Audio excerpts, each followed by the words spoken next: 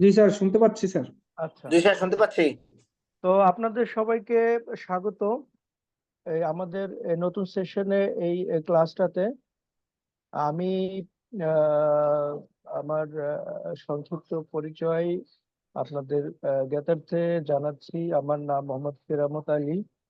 আমি একজন ফেলো মেম্বার ইনস্টিটিউটের, এবং আমি ন্যাশনাল টি কোম্পানি লিমিটেডের চিফ ফাইন্যান্সিয়াল অফিসার হিসেবে কর্মরত আছি। অ্যাট দ্য সেম টাইম ইনস্টিটিউটের কতগুলো কমিটিতে গুরুত্বপূর্ণ দায়িত্ব পালন করছি। এবং আপনাদেরকে ইন্সপায়ার করার জন্য বলা, এটা আসলে প্রচার করার জন্য না।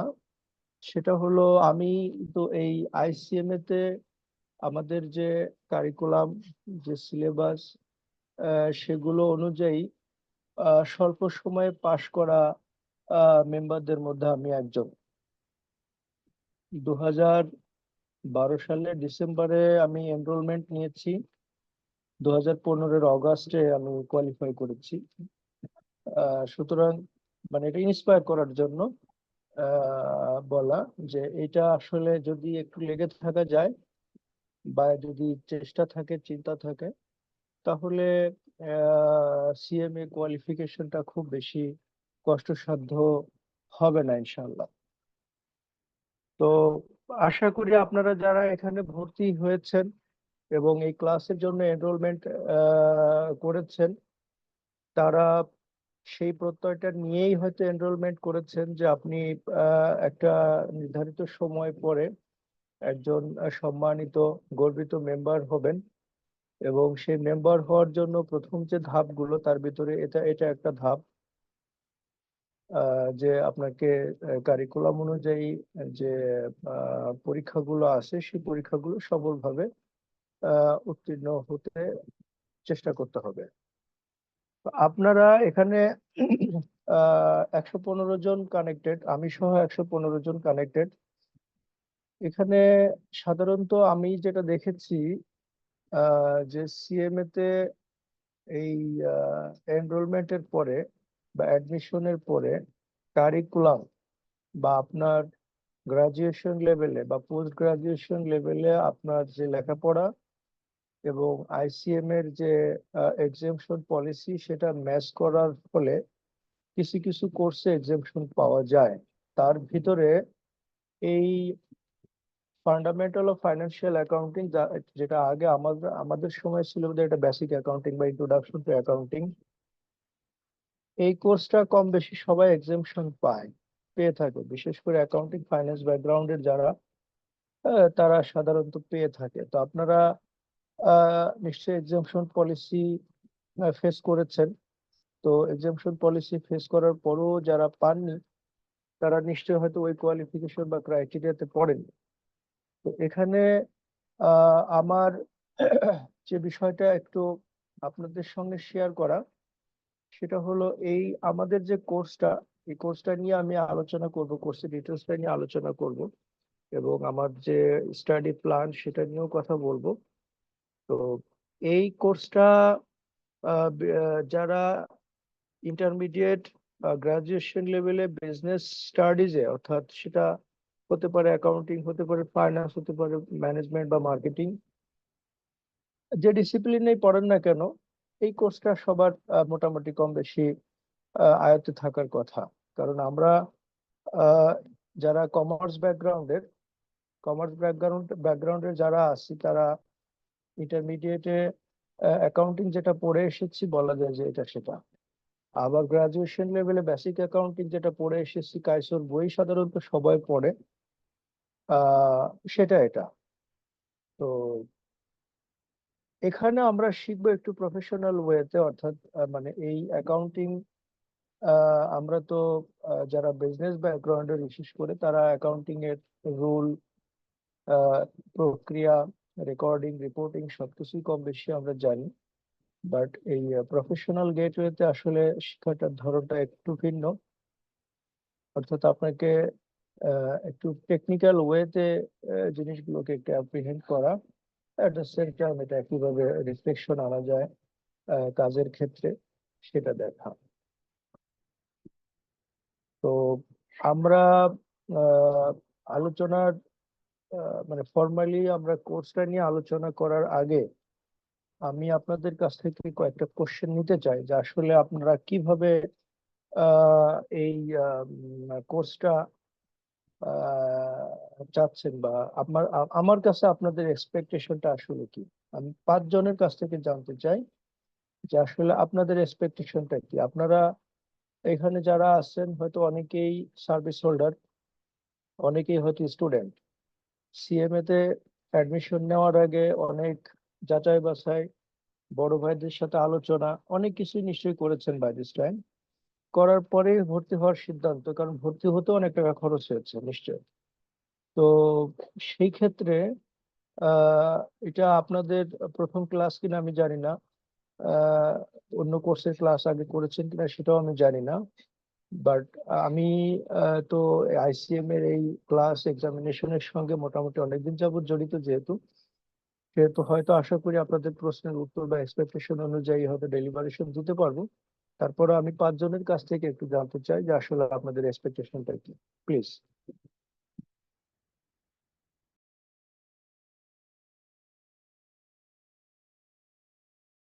সালাম আলাইকুম। আসসালাম, ওয়ালাইকুম আসসালাম। আনোয়ার কবির সাহেব, আপনার পরিচয় দিয়ে কোশ্চেনটা করুন। আচ্ছা, আমার নাম হচ্ছে আনোয়ার কবির। আমি বিবিএমবিএ কমপ্লিট করেছি আর এখন বর্তমানে ওয়ালটনে জব করতেছি, ওয়ালটন কর্পোরেট অফিসে, আচ্ছা, কর্পোরেট অফিসে কোন ডিপার্টমেন্টে? Accounts finance department. Sajedul Kabir সুমনের সঙ্গে? আর সাজিদুল কবির, উনি কি হাইটেকের স্যার? তো কর্পোরেটেই আছে আমাদের। হ্যাঁ, এখন তো রিপন ভাই, কর্পোরেটের। রিপন ভাই চলে যাওয়ার পরে তো বোধহয় নতুন একজন জয়েন করলো সিএফও হিসেবে। হ্যাঁ হ্যাঁ হ্যাঁ, হাইটেকে, হ্যাঁ। হ্যাঁ, ওখানে সাজেদুল কবিরও আছে, আমার ছোট ভাই, যদি চেনা পরিচয় হয় কথা বলবেন। আগে তো আমাদের শঙ্কর দাস ছিলেন, শঙ্করের সময় আপনি ছিলেন কিনা জানি না।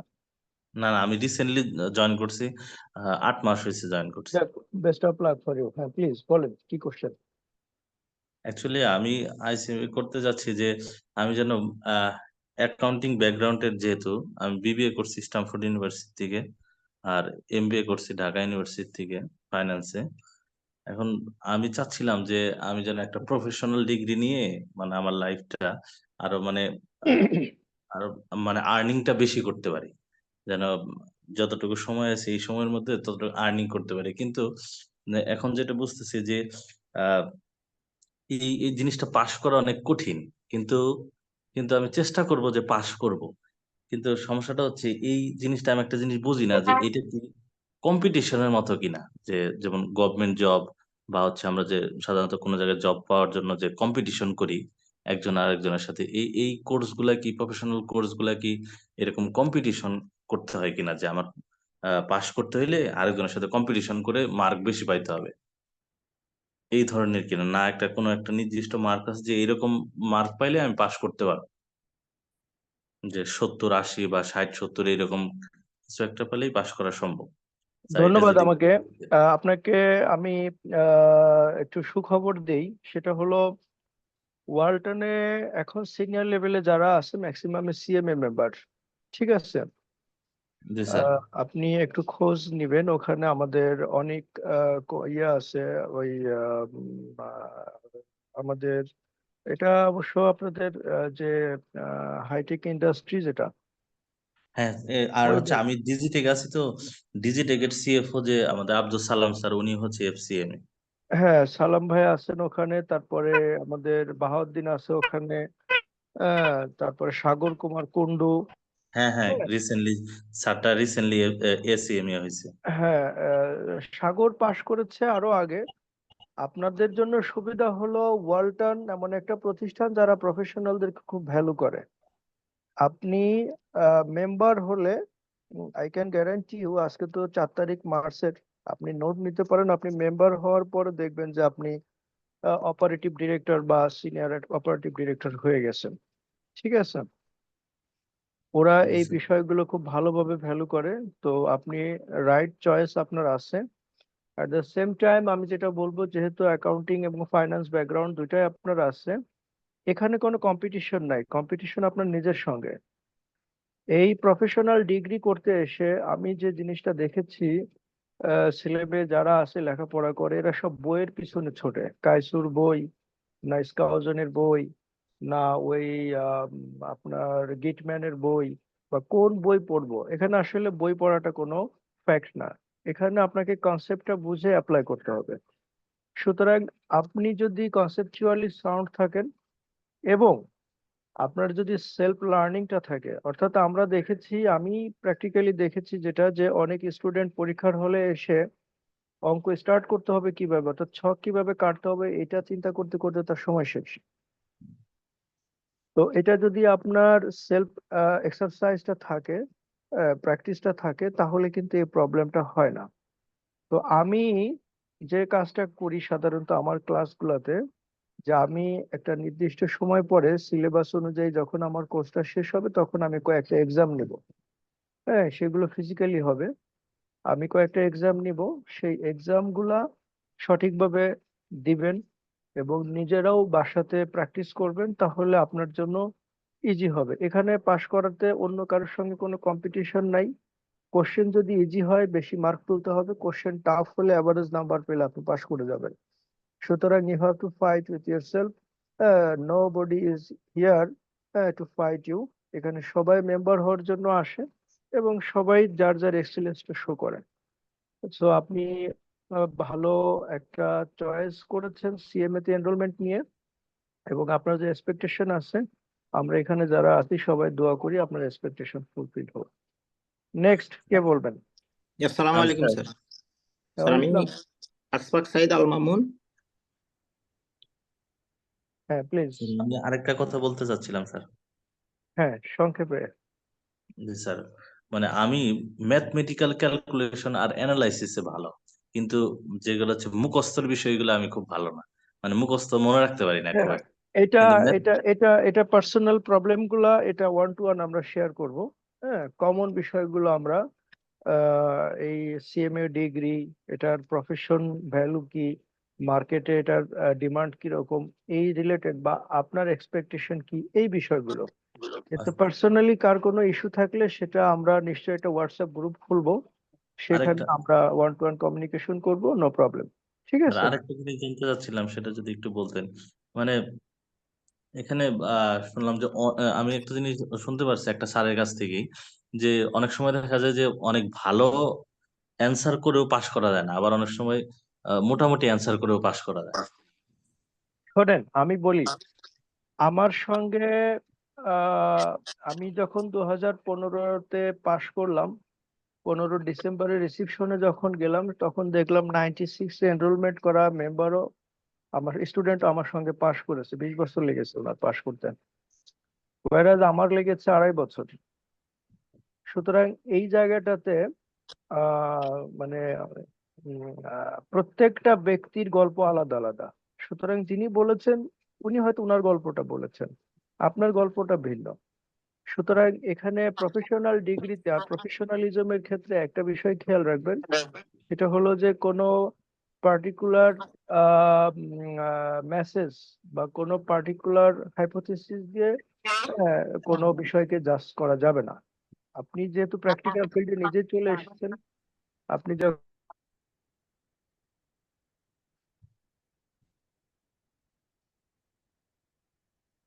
স্যার শোনা যাচ্ছে না? স্যার আপনি মিউট। হ্যাঁ, আমি যেটা বলছি যে গুজবে কান দিবেন না। হ্যাঁ, যিনি ব্যর্থতার কথা বলবেন, ওই যে প্রিমিয়ার ব্যাংকের একটা অ্যাডভার্টাইজমেন্ট আছেন, তাই না, যে পাহাড়ে ওঠার ক্ষেত্রে যে যে বলছে যে উঠতে পারবেন না তার মানে সে জীবনে পারে নাই।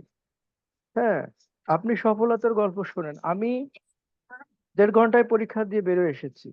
আমার কাছে মনে হয়েছে যে সমস্ত কোশ্চেন আমার সামনে ওপেন ছিল, আমি পরীক্ষা দিয়েছি, 3 ঘন্টার পরীক্ষা 1.5 ঘন্টায় দিয়ে বেরিয়ে এসেছি, পাশ করে গেছি। আমি লাস্ট সিটিং এ, অর্থাৎ লাস্ট আপনার লেভেল 3 এবং 4 একসঙ্গে দিয়েছি এবং 8টা কোর্স একসঙ্গে পাশ করেছি। ঠিক আছে। সুতরাং স্যার আপনি আমার যখন স্টুডেন্ট ছিলেন সিএমএ তখন কি মানে জবের পাশাপাশি কন্টিনিউ করতেন না জব হ্যাঁ, ছাড়াই তখন করতেন আমার স্যার? সার্ভিস লেন্থ, আমি 2009 তো চাকরিতে ঢুকেছি, 12 তো 13, তার 4 বছর চাকরি চলে তখন। এবং আমার চাকরির আপনি কি বিষয়টা পাবলিক ইউনিভার্সিটি থেকে? আমি ঢাকা বিশ্ববিদ্যালয়ের অ্যাকাউন্টিং ডিপার্টমেন্টের। হ্যাঁ, তো আমার পড়ালেখাটা ছিল এরকম যে আমি সকালবেলা অফিসে যে অফিস করে দুপুর 2টার সময় পরীক্ষা থাকতো অফিস থেকে, আমার অফিস ছিল ইউনুস টাওয়ারে, অফিস থেকে এসে পরীক্ষা দিতাম আইসিএমএ তে। হ্যাঁ, তো এরকমের আবার সকালবেলা পরীক্ষা দিয়ে অফিস করেছি, মানে অফিসকে বুঝতে দিই নাই যে না আমি পড়ালেখা করতেছি। তো এই জন্য মানে এই যে জিনিসটা, সেটা আপনারা আমার সঙ্গে থ্রু আউট দ্য কোর্স লেগে থাকেন, আপনার আলাদা কোনো প্রস্তুতি নেওয়া দরকার পড়বে না। আমি যেভাবে বলবো, যে যে স্টাইলে বলবো সেভাবে কাজ করবেন, সেভাবে প্র্যাকটিস করবেন, আলাদা প্রস্তুতির দরকার নেই। ঠিক আছে, just follow the instruction which I will give you during the course of my deliberation. এটা আমার কাছে অনুরোধ থাকবে। এখানে যে কয়জন আছেন সব কয়জন পরীক্ষা দিবেন, পাশও করে যাবেন। ঠিক আছে, থ্যাংক ইউ স্যার। মানে কিভাবে পড়তে হবে এই গাইডলাইনটা দিলেই হবে ইনশাল্লাহ। Most welcome. আল মামুন সাহেব প্লিজ।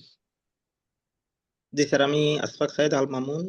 আমি রেডিয়েন্ট গ্রুপে আছি, জেনফার বাংলাদেশ লিমিটেড। এটা একটা ফার্মাসিউটিক্যালস কোম্পানি। Radiant pharmaceuticals. জি স্যার, আমি রেডিয়েন্টের অ্যাফিলিয়েটেড জেনফার বাংলাদেশ লিমিটেড। আচ্ছা, এটাও ফার্মাসিউটিক্যালস কোম্পানি আর কি স্যার। আমাদের এটা ওখানে বোধহয় এফসিএম এ রুহুল আমিন ভাই আছে, একটু খোঁজ নিয়েন। জি, উনি রেডিয়েন্টে আছে। আর হ্যাঁ আমাদের হ্যাঁ, এখানে আছে শামীম আহমেদ স্যার। আমাদের দুজনের সঙ্গেই যোগাযোগ করবেন। আর একটা কথা আমার ভুল হয়ে গেছে, বলি নাই। আপনাদের কাজের ক্ষেত্রে যেখানেই দেখবেন মেম্বার আছে আইসিএম এর, ওনার সঙ্গে নিজ উদ্যোগে, কারণ দরকারটা আপনার, জি নিজ স্যার। উদ্যোগে পরিচিত হবেন, হাই হ্যালো রাখবেন। ঠিক আছে, জি স্যার। আচ্ছা বলেন। স্যার, আমি আমি 2007 সালে একবার রেজিস্ট্রেশন করেছিলাম। তখন রেজিস্ট্রেশন করার পরে আর এটা করা হয় নাই, আমার রেজিস্ট্রেশনটা এক্সপায়ার হয়ে গেছে। তো আবার পরবর্তীতে করব অনেক বছর ধরে ট্রাই করতেছি, পারি নাই ফ্যামিলির কারণে। এখন স্যার এই বছর আমি আবার এটা এনরোলমেন্টটা নিলাম।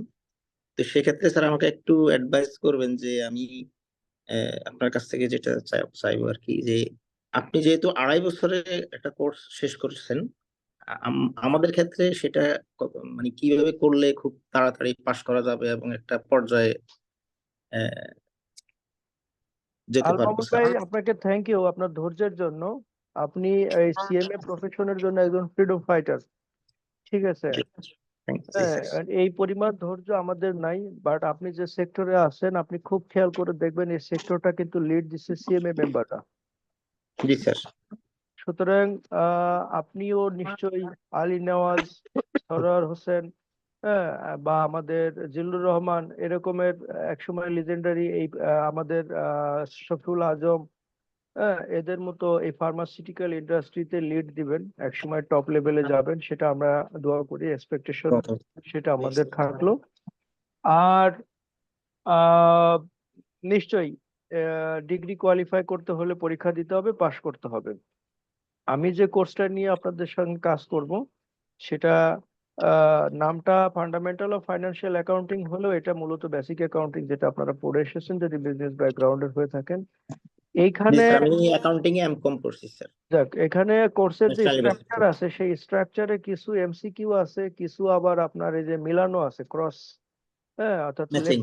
Left hand right hand matching আছে, আবার কিছু আছে আপনার ম্যাথমেটিক্স।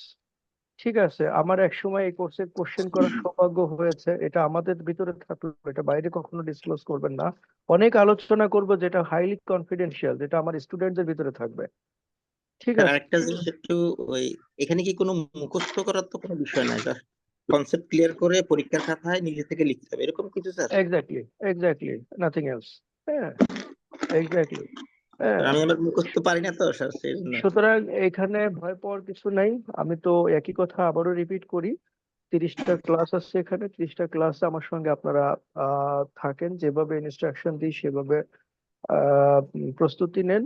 আশা করি পরীক্ষাতে অ্যাটেন্ড করবেন, পাশ করে যাবেন। বাই দ্য ওয়ে, আমার আর একটা জিনিস জানার, এখানে আইটি তে এক্সপার্ট কেউ আছে কিনা আমাদের এই লার্নিং পার্টনারদের ভিতরে, যে গুগলে কোশ্চেন সেট, অর্থাৎ ওই টিক মার্ক কোশ্চেন সেট করে দিতে পারবে, তাইলে আমি ক্লাস টেস্ট গুলো ইজিলি নিতে পারি আর কি। সেরকম কেউ আছে?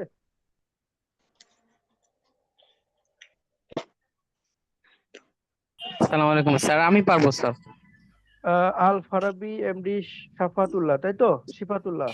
জি স্যার, গুগল ফর্মের মাধ্যমে, তাই না স্যার? হ্যাঁ, গুগলে এমসিকিউ আমি দিয়ে দিব আপনাকে। এমসিকিউটা গুগল ফর্মে সেট করে সবাইকে দিয়ে দিবেন। শুধু সে অ্যান্সার গুলো দিবে, ওখানে ক্যালকুলেশন হয়ে আসবে তার কয়টা রাইট হলো কয়টা রং হলো। জি স্যার, বুঝতে পেরেছি। হ্যাঁ, আপনাদের এই কোশ্চেনে আছে কিন্তু 15 মার্ক আছে যতদূর আমি জানি। ঠিক আছে, তো এমসিকিউ এবং ম্যাচিং আমি পুরোটাই আসলে গুগল ফর্মে এটা আমি করে দিতে চাই। আর ম্যাথমেটিক্স কোথা থেকে করতে হবে সেটা আমি বলে প্র্যাকটিস করবেন এবং দিবেন। শেষ আপনার কি সিফাত বলে আমরা ডাকবো নাকি? স্যার আমি একটু কথা বলতে চাই। আসসালামু আলাইকুম। জি স্যার। হ্যাঁ, হ্যাঁ, ইমরান সাহেব প্লিজ। স্যার আমি র্যাঙ্কস গ্রুপের ইন্টারনাল অডিটে আছি। জি। বেসিক্যালি স্যার আমি যেটা জানতে চাচ্ছি যে রেগুলার যে ক্লাসগুলো হবে এই ক্লাসের বাইরে কি আমরা কোনো বই ফলো করব? বই তো আপনাকে ফলো করতে হবে বোঝার জন্য। যদি আপনি এখন তো আপনার যে কোনো টপিক গুগলে সার্চ দিলেও পাওয়া যায়, বাট আই সাজেস্ট কাইসোর বইটা আপনি দেখবেন। কাইসো স্মিথ স্কাউজেন, দুইটা বই পাশাপাশি রাখলে ভালো। যদি কারো কাছে একটা থাকে সেটাও হবে। আচ্ছা, থ্যাংক ইউ স্যার, এটা জানা। স্যার আমার একটা জিনিস জানার ছিল স্যার। হ্যাঁ প্লিজ। স্যার ছিল বিষয়টা হচ্ছে যখন আমরা রিটেনে লিখি অথবা গ্রামাটিক্যাল মানে মিস্টেক বা গ্রামাটিক্যাল ইরোশন গুলো হয় কিনা। এটা তো আসলে আপনার যদি সেন্টেন্সের ফরমেশন ঠিক না থাকে, হুম তাহলে তো আপনার অ্যান্সার ঠিক থাকলো না, তাই না? বেসিক গ্রামার গুলো যদি আমরা শুধু মেনটেন করি তাহলেই তো হচ্ছে। হ্যাঁ, বেসিক গ্রামার মেনটেন করলে হচ্ছে, সেটা ঠিক আছে। বাট আপনাকে স্ট্রাকচারটা, অর্থাৎ আপনি যখন প্যাসিভ ফর্মে কিছু করতে যাবেন তখন সাবজেক্ট অবজেক্ট এগুলো খেয়াল করতে হয়। অনেক ক্ষেত্রে এটা আমরা দেখেছি, খাতাপত্র যখন দেখতে যাই তখন এই জায়গাগুলোতে আমরা একটু মানে ঘাটতি পাই, সব ক্ষেত্রেই দেখে যায়। জি স্যার। আচ্ছা, আর একটা জিনিস যেটা, যে আমরা তো শেষের দিকে অনেকে ধৈর্য হারিয়ে ফেলে। একজনকে তো দায়িত্ব নিতে হয় টোটাল গ্রুপটাকে ম্যানেজ করার জন্য। 134 জন এখানে আছে, কে দায়িত্ব নেবে? হোয়াটসঅ্যাপ গ্রুপ খোলা এবং সবাইকে সেই গ্রুপে অ্যাড করা।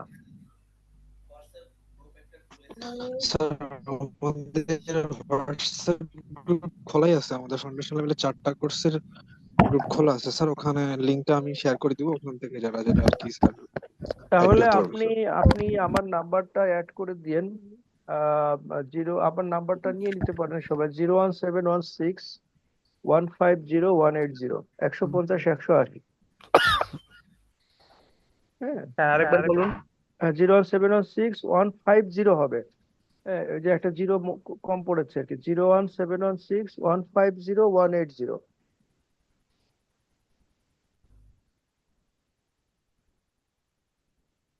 আর এটাকে আপনার নাম্বার? এই যে 01716 150 180। হ্যাঁ,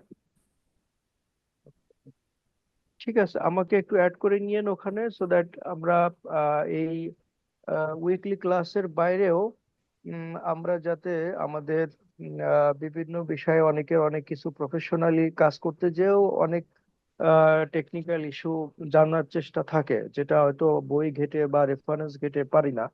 সেক্ষেত্রে হয়তো আমার সুযোগ থাকে একটু হেল্প করার, সেটা আমি চেষ্টা করবো আর কি। ঠিক আছে? স্যার একটা কোশ্চেন ছিল। হ্যাঁ প্লিজ। স্যার আমরা যে যারা স্টুডেন্ট হিসেবে আছি এখনো, আমরা শুরু করলাম মাত্র, তো আসলে আমরা জানতে চাচ্ছি সিএম এর, যদিও অনেক রিসার্চ করা হয়েছে, তাও একটু আপনার থেকে ইন্সপিরেশনের জন্য জানতে চাচ্ছি যে সিএম এর মার্কেট ভ্যালুটা, ইভেন আমরা এটা কমপ্লিট করে কি কি ইন ফিউচারে হতে পারি বা করতে পারি, এসব একটু জানতে চাচ্ছিলাম। Thank you my dear sister. একটা কথা এখানে যারা আছেন সবার জন্যই প্রযোজ্য, কোনো পার্টিকুলার ডিগ্রি কিন্তু কারোর ভ্যালু অ্যাড করবে না। ডিগ্রি হলো আপনার জন্য কোথাও এন্ট্রি নেওয়ার একটা সুযোগ মাত্র। কিন্তু ওখানে যে এক্সেলস শো করার দায়িত্ব আপনার। ধরুন আপনি একজন প্রফেশনাল, তো প্রফেশনাল মেম্বার হিসেবে আপনাকে বেসিক কতগুলো জিনিস জানতে হবে। বেসিক কতগুলো জিনিসের ভিতরে একটা হলো অ্যাকাউন্টিং ল অ্যান্ড স্ট্যান্ডার্ড, তারপরে আপনার সিকিউরিটি রিলেটেড রুল। যিনি সুগারে আছে উনি সুগারের জন্য প্রযোজ্য যে এসআরও সার্কুলার, এই যে যে জিনিসগুলো।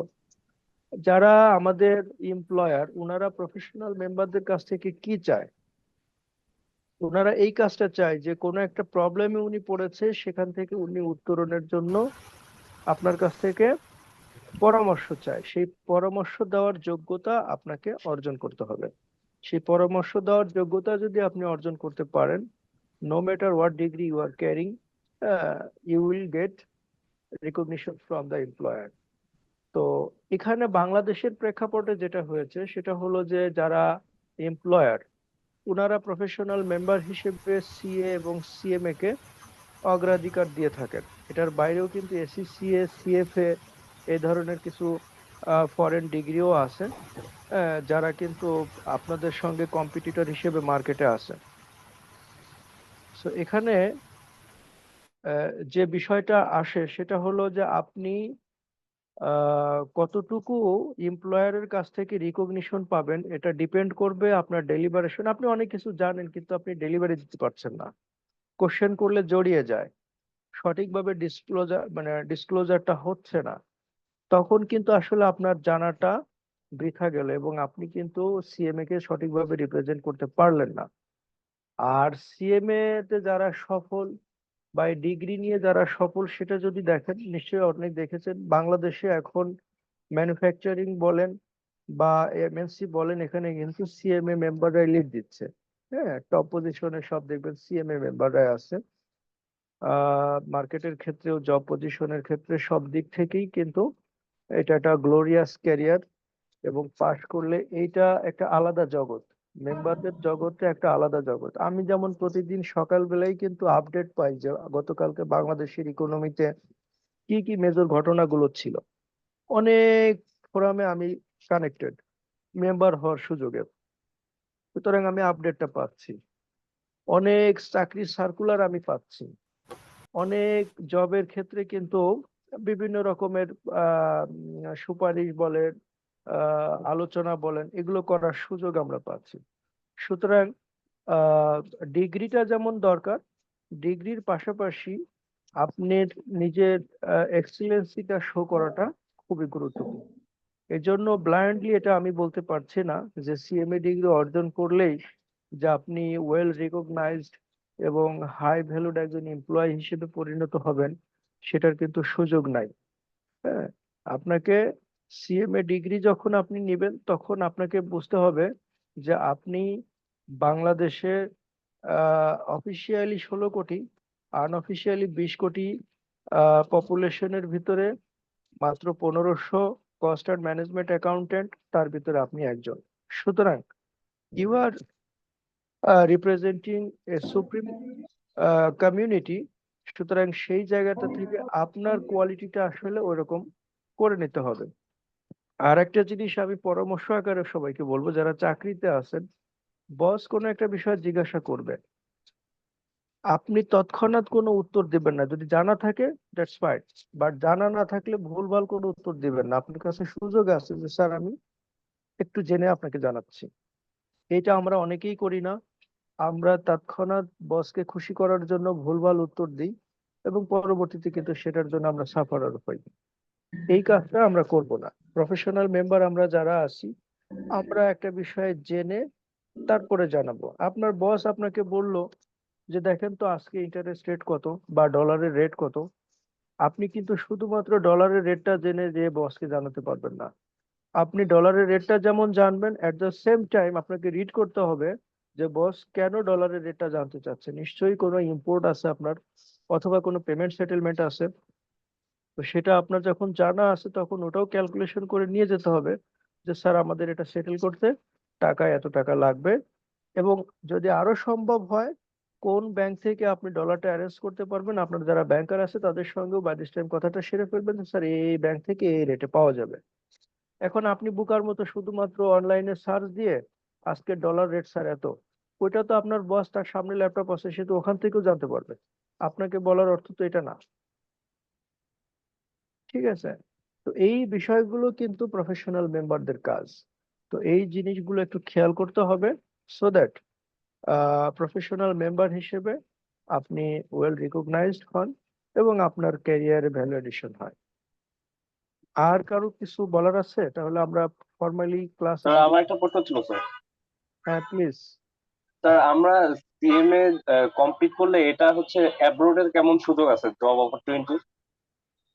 অ্যাব্রোডে আমাদের আইসিএম এর সঙ্গে আপনার সিএমএ আয়ারল্যান্ড, তারপরে আপনার সিপি অস্ট্রেলিয়া, এরপরে কানাডা, এদের সঙ্গে এমইউ আছে, ইভেন এসএসসি এর সঙ্গে এমইউ আছে। এখন এমইউ থাকার সুবাদে ওদের ওখান থেকে আপনি ডাইরেক্ট মেম্বারশিপ তো পাবেন না, তাদের ওখান থেকেও আপনাকে সীমার সঙ্গেও আমাদের এমইউ আছে, ওগুলো পাশ করতে হবে। কোর্সগুলো পাশ করার পরে আপনি তাদের মেম্বার হতে পারবেন, অনারারি মেম্বার হতে পারবেন। বাট ওখানে যে আপনি মেম্বার হিসেবে সমস্ত সুযোগ সুবিধা এনজয় করতে পারবেন লাইক দেয়ার মেম্বার, সেটার গ্যারান্টি কিন্তু দেওয়াটা মুশকিল। হ্যাঁ, কারণ আপনার অ্যাফিলিয়েশনের মেম্বার আর ডাইরেক্ট আপনার বাংলাদেশে যারা সীমার অস্ট্রেলিয়া বা সীমা ইউকের যারা, তারা যখন বাংলাদেশের আইসিএম এর মেম্বার হবে আর আপনি যখন আইসিএম এর মেম্বার হবেন, এই দুইটা কিন্তু আপনার এক পাল্লায় মাপ হবে না, ঠিক আছে? ওখানে লেখাই থাকে অ্যাফিলিয়েটেড মেম্বার, হ্যাঁ, আর আপনি হলেন ডাইরেক্ট আপনার এনরোলমেন্ট দিয়ে পাশ করে মেম্বার আর কি, ঠিক আছে? তো এই বিষয়গুলো অনেকেই বোঝে না, যে কারণে আসলে ফরেন ডিগ্রির পিছনে দৌড়ায়, এরপরে দেখা যায় যে আসলে এই ডিগ্রিটা তার জন্য কোনো কাজে আসবে না।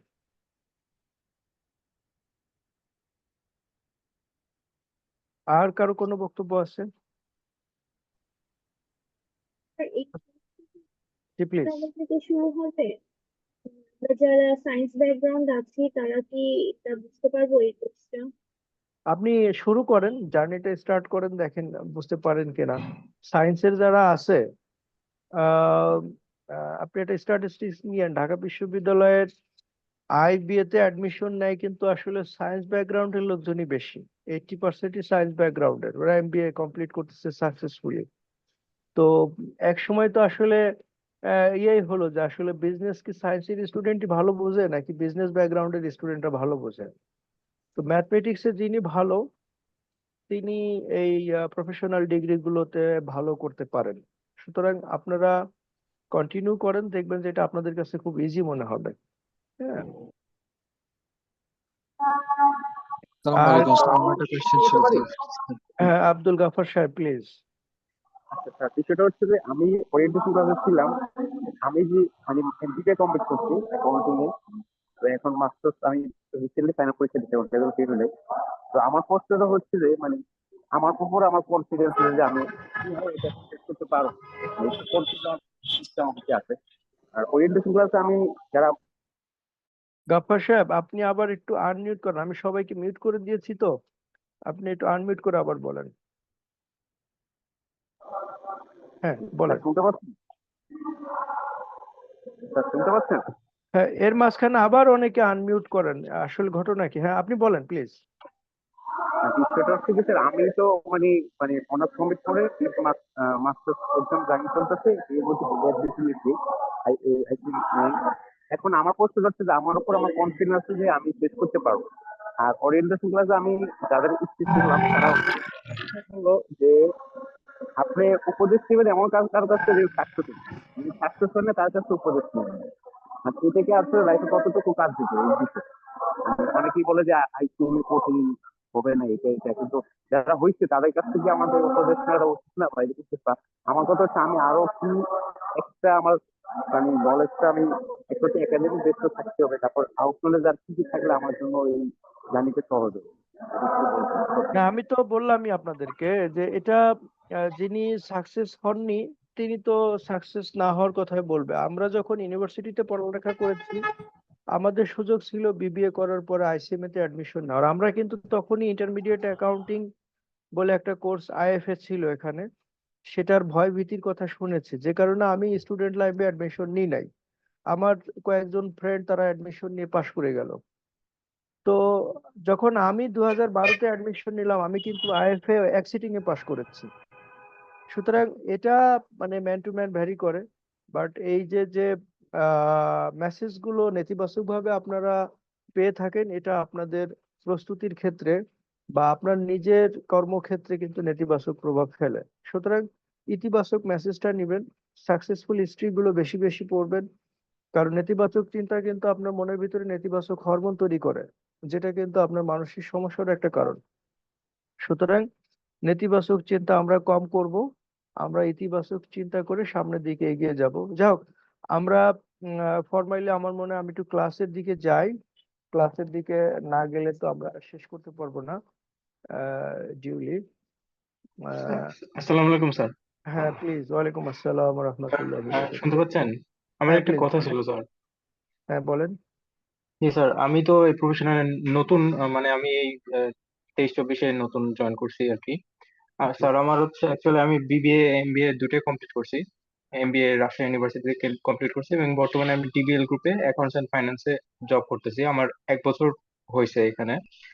স্যার অ্যাকচুয়ালি আমার তো এখনো গভর্নমেন্ট জবের জন্য 3 বছরের মতো আছে, কিন্তু আমি আসলে মাঝে মধ্যে কনফিউজ হয়ে যাই কোনটা আমার জন্য বেটার অপরচুনিটি হবে, যে আমি গভর্নমেন্ট জবের নিয়ে ক্ষেত্রে যাব না সিএমএ তেই থাকবো। কারণ আমি যেহেতু একটা প্রাইভেট সেক্টরে জব করতেছি, তো আমার এই কারণেই যে এখানে প্রাইভেট সেক্টরের স্যালারিটা বেশি, যদি এই প্রফেশনাল ডিগ্রিটা নেই সেক্ষেত্রে স্যালারিটা আর্ন করতে পারবো বেশি, বা আমার যে কেরিয়ারের জন্য একটু ভালো হবে।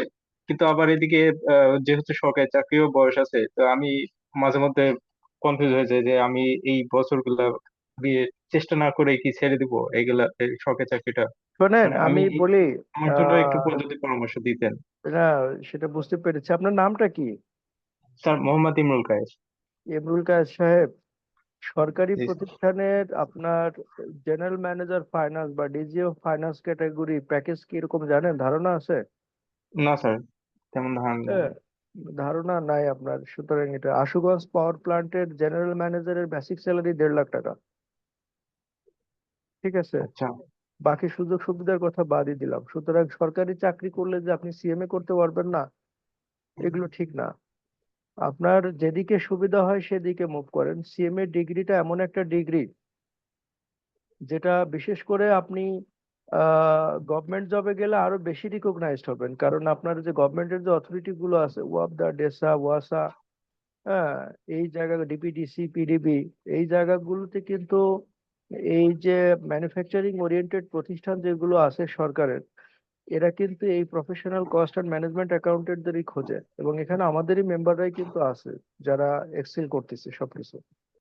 সুতরাং আচ্ছা। এটা আপনার ক্যারিয়ার এক্সেল করার জন্য, যদি সরকারি চাকরি আপনার 4th গ্রেড 5th গ্রেডের পান, আপনি তো যাবেন না কেন? এটার জন্য সিএমএ ডিগ্রি করার পরে আপনি আরো রিকগনাইজড হবেন তো। এবং আপনি পরে যখন অন্য সরকারি প্রতিষ্ঠানে, যেমন জীবন বীমা কর্পোরেশনের ডিজিএম, সাধারণ বীমা কর্পোরেশনের ডিজিএম বা জিএম, সরকারি ব্যাংকগুলো ডিজিএম বা জিএম, এই পজিশন গুলোতে ইজিলি তখন আপনি মুভ করতে পারবেন।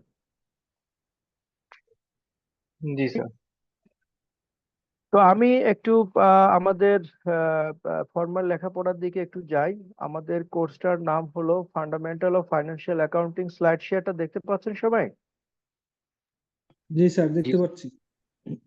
আচ্ছা, তো এখানে আমি খুব সংক্ষেপে সিলেবাসটা নিয়ে একটু আলোচনা করব। এখানে এই টোটাল সিলেবাসটাকে 4টা ভাগে ভাগ করা। একটা হচ্ছে অ্যাকাউন্টিং ফ্রেমওয়ার্ক, অর্থাৎ অ্যাকাউন্টিং কি, তার বৈশিষ্ট্য কি, কতগুলো প্রিন্সিপাল, অ্যাজাম্পশন, কনজারভেটিজম, এগুলো নিয়ে যে অ্যাকাউন্টিং, সেগুলোর স্টেজ সবকিছু দিয়ে অ্যাকাউন্টিং, সেটাতে 10% থাকবে নাম্বার। তারপরে অ্যাকাউন্টিং কিভাবে ইনফরমেশন সিস্টেম হিসেবে কাজ করে, এমআইএস কিভাবে হয়, কিভাবে এটা ম্যানেজমেন্টে সহযোগিতা করে, এই রিলেটেড যে ডিসকাশন গুলো বা টপিক গুলো আছে সেখানে 30% নাম্বার থাকবে। তারপরে আপনার প্রতিষ্ঠানের যে সম্পদগুলো আছে সেই সম্পদগুলোর অ্যাকাউন্টিংটা, রেকর্ডিং, রিপোর্টিং কিভাবে করবেন সেই বিষয়ে আলোচনা, এবং সেইখানে আপনার 20% নাম্বার থাকবে।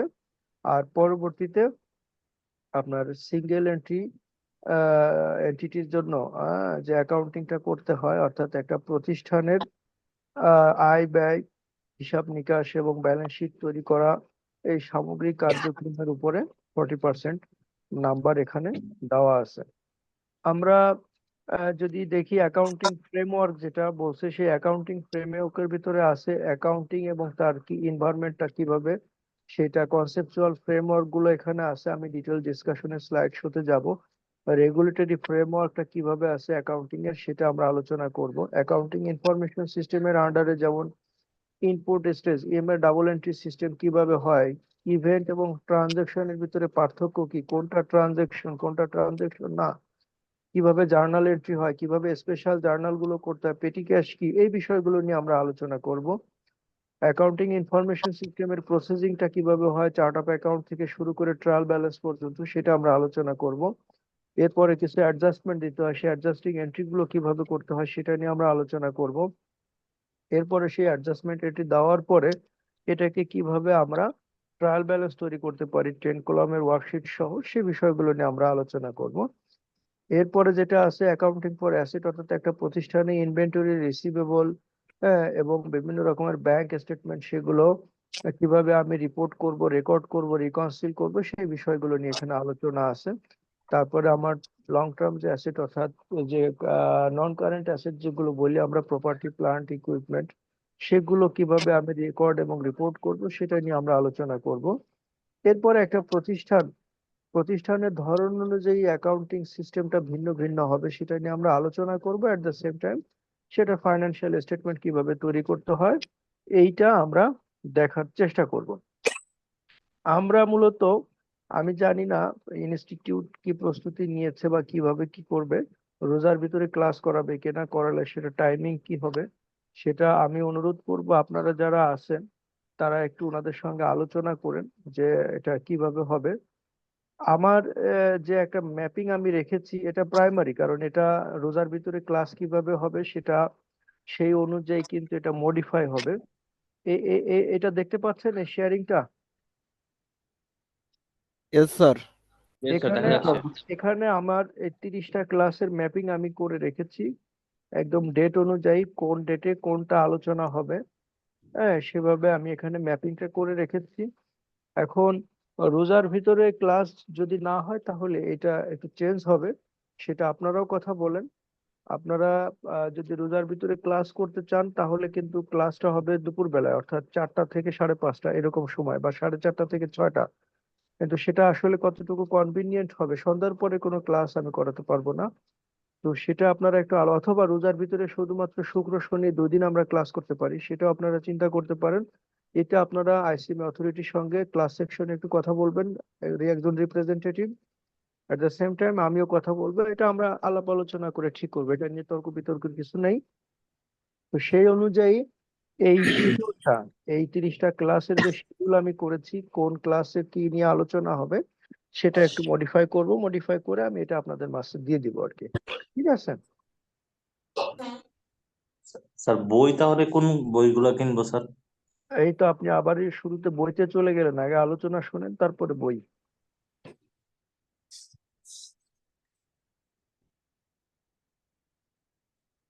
আসসালামু আলাইকুম স্যার।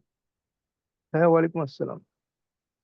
আর আমি হচ্ছে এখানে নতুন জানুয়ারি থেকে ভর্তি হয়েছি আর কি কোচিং প্রোগ্রামে।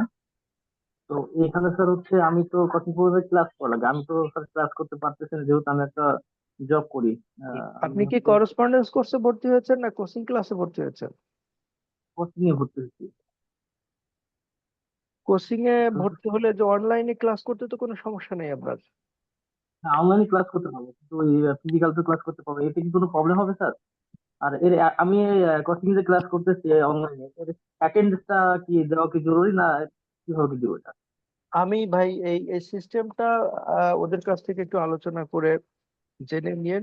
বাট আমার অনুরোধ থাকবে, এই লেখাপড়া করাটা, এটাও কিন্তু আপনার, আপনার যারা ইসলামিক ইসলাম ধর্মের লোক আমাদের বলা আছে, এটাও কিন্তু একটা ইবাদত।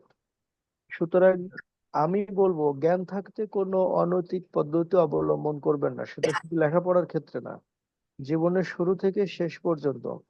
একটা কথা খেয়াল রাখবেন, যদিও ক্লাস শুরু করবো অন্য কোনো আলোচনায় যাব না, বাট একটা জিনিস খেয়াল রাখবেন, রাত্রে ঘুমাতে যাওয়ার সময় চিন্তা করবেন যে সকালবেলা আপনি জীবিত অবস্থায় না উঠতে পারেন, কারণ ঘুমায় যাওয়ার পরে কোনো কিছুই আপনার কন্ট্রোলে নাই।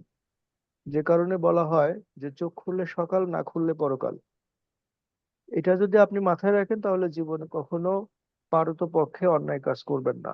সুতরাং এই ক্ষেত্রেও আমি বলবো যে আপনার অসুবিধা থাকলে তাদের সঙ্গে শেয়ার করেন, but don't take any unfair means, যে আপনি কাউকে দিয়ে হাজিরা দিয়ে দেওয়া, যেটা আমরা স্টুডেন্ট লাইফে দেখেছি অনেকেই ক্লাসে আসতো না কিন্তু তার বইও থাকতো, বন্ধু বান্ধব একজন হাজিরাও দিয়ে দিত। হ্যাঁ, সেরকম কিছু করা যাবে না। আর একটা জিনিস বলবো, এটা আমার অনুরোধ থাকবে, humbly request to all of you, যদি কারো প্রবলেম থাকে সে ক্লাসে জয়েন করেন না। বাট অনেকে আছে যে ধরেন আপনি বাইক চালাচ্ছেন, ক্লাসে জয়েন করে আসেন। হ্যাঁ, অনেকে আছেন আপনি তো পারিবারিক অন্য কাজে আছেন কিন্তু ক্লাসে জয়েন করে আসেন। হ্যাঁ, তো এইটা করা যাবে না। যদি ক্লাস করার জন্য, কারণ এটা আমরা তো ক্লাস করতেছি, এটা রেকর্ড হচ্ছে, নিশ্চয়ই রেকর্ডিংটা হয়তো আপনাদের কাছে দিবে অথরিটি, তো সেটা আপনি হয়তো পরে দেখে নিতে পারবেন।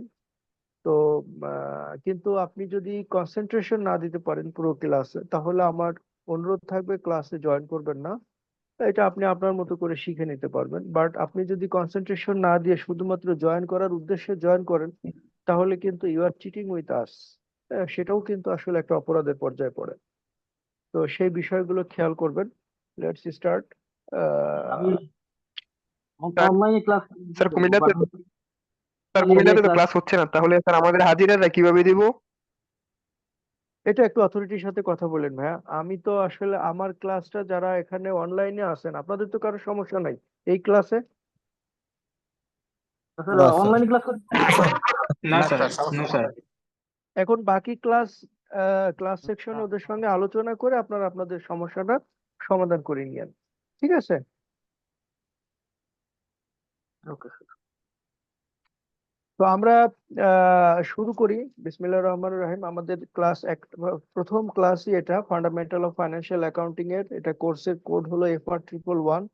ক্লাস নাম্বার 1-এ আমরা যে টপিক গুলো কভার করব তার ভিতরে হচ্ছে অ্যাকাউন্টিং অ্যান্ড ইটস এনভায়রনমেন্ট। হ্যাঁ, সেটা দিয়ে আমরা কি কি বিষয় শিখবো, সেটা হলো যে অ্যাকাউন্টিং কি, হোয়াট ইজ অ্যাকাউন্টিং, অ্যাকাউন্টিং এর মোড অফ লার্নিংটা কি হবে সেটা আমরা একটু দেখবো। অ্যাকাউন্টিং এবং ফাইন্যান্সের ডিফারেন্সটা কি সেটাও আমরা একটু জানার চেষ্টা করব। অ্যাকাউন্টিং এনভায়রনমেন্ট এবং এজেন্সি কনসেপ্ট কি জিনিস, আর অ্যাকাউন্টিং এর কি কি শাখা প্রশাখা আছে সেই বিষয়গুলো নিয়ে আমরা একটু আলোচনা করব। দেখেন, অ্যাকাউন্টিং কে বলা হচ্ছে যে art of recording, classifying and summarising transaction in monetary term, হ্যাঁ, for the preparation of financial statements. আমি আমার এই during my deliberation of lectures আমি কিন্তু অনেক গল্প বলবো যেটা এই পড়ার সঙ্গে রিলেটেড, যেটা দিয়ে আপনাকে বুঝতে হবে, বিশেষ করে যারা নন অ্যাকাউন্টিং ব্যাকগ্রাউন্ডের তাদের বোঝার জন্য গল্পগুলো খুবই ইম্পর্টেন্ট। আমরা যে কাজটা করি বা যে কথাটা বলি বা যেটা বলা হয় সেটা হলো যে বাঙালি হিসেবে আমাদের একটা ভাষা আছে, বাংলা ভাষা, যেটা দিয়ে আমরা মনের ভাব প্রকাশ করি। হ্যাঁ, আমার ভাত খেতে ইচ্ছা হচ্ছে, তো আমি বলছি যে আমি ভাত খাবো। তখন কিন্তু আমার যারা রেসপন্ডেন্ট, যিনি গার্জিয়ান, তিনি বুঝছেন যে না, আমার ভাত খাওয়ার চাহিদা আছে, আমি প্রকাশ করলাম। এবার যিনি আমাকে ভাত দিবেন তিনি আমাকে ভাত দিয়ে দিবেন, অর্থাৎ আমার মনের ভাষাটা আমি প্রকাশ করব। অ্যাকাউন্টিংকেও কিন্তু বলা হয় language of business. Accounting is called the language of business, অর্থাৎ ব্যবসায়ের ভাষা হচ্ছে অ্যাকাউন্টিং। অর্থাৎ আপনি একটা বুটিকের ব্যবসায়, যে আমাদের একজন সিস্টার বললেন যে উনি তো সায়েন্স ব্যাকগ্রাউন্ডের, উনি কি অ্যাকাউন্টিং বুঝবেন কিনা। আমি আপনাকে উদ্দেশ্য করে বলছি, ধরেন আপনি একটা বুটিকের ব্যবসা করতেছেন, বাবার কাছ থেকে কিছু টাকা ধার করে নিয়ে আপনি কিছু ইনস্ট্রুমেন্ট কিনে এনে কয়েকটা ড্রেস তৈরি করে আপনি বিক্রি করলেন। বাবার কাছ থেকে টাকা নিলেন, কাপড় কিনলেন, সুতা কিনলেন, সবকিছু কিনলেন, কিনে এগুলো ড্রেস তৈরি করে আবার মানুষের কাছে বিক্রি করলেন, সেটা অনলাইনে করেন অফলাইনে করেন। 1 মাস পরে বাবা জিজ্ঞাসা করলো তোমার ব্যবসার খবর কি, আপনি কি উত্তর দিবেন? আপনি যদি উত্তর দিতে পারেন যে বাবা তোমার কাছ থেকে আমি 1000 টাকা নিয়েছিলাম, এই 1 মাস পরে আমার কাছে 1200 টাকা হয়েছে, 200 টাকা আমার আয় হয়েছে। এটা যদি আপনি বলতে পারেন তাহলে আপনি অ্যাকাউন্টিং করতে পেরেছেন। অর্থাৎ আপনি যে এই কাজগুলো করলেন, যে ইকোনমিক অ্যাক্টিভিটি গুলো করলেন, বাবার কাছ থেকে ধার নিলেন, সেটাও একটা ইকোনমিক অ্যাক্টিভিটি। এই যে যে র ম্যাটেরিয়াল গুলো কিনলেন, কাপড় কিনলেন, সুতা কিনলেন, তারপরে 2-3 জন লোক যারা এই এমব্রয়ডারি বা এই বুটিকের কাজ জানে তাদেরকে আপনি হায়ার করেছেন, তাদেরকেও হয়তো ডেইলি বেসিসে কিছু পেমেন্ট দিয়েছেন। ধরেন এই যে প্রসেসিং এর কাজটা, এটাও একটা ইকোনমিক অ্যাক্টিভিটি। তারপরে এই কাপড়গুলো বিক্রি করলেন, সেটাও একটা ইকোনমিক অ্যাক্টিভিটি। এই যে যে ইকোনমিক অ্যাক্টিভিটি গুলো করলেন, এই অ্যাক্টিভিটি গুলো আপনি যখন বাবার কাছ থেকে টাকা নিয়েছেন তখনও একটা হয়তো খাতায় ডায়েরিতে লিখে রেখেছেন যে বাবার কাছ থেকে এত তারিখে আমি এত টাকা ধার নিলাম।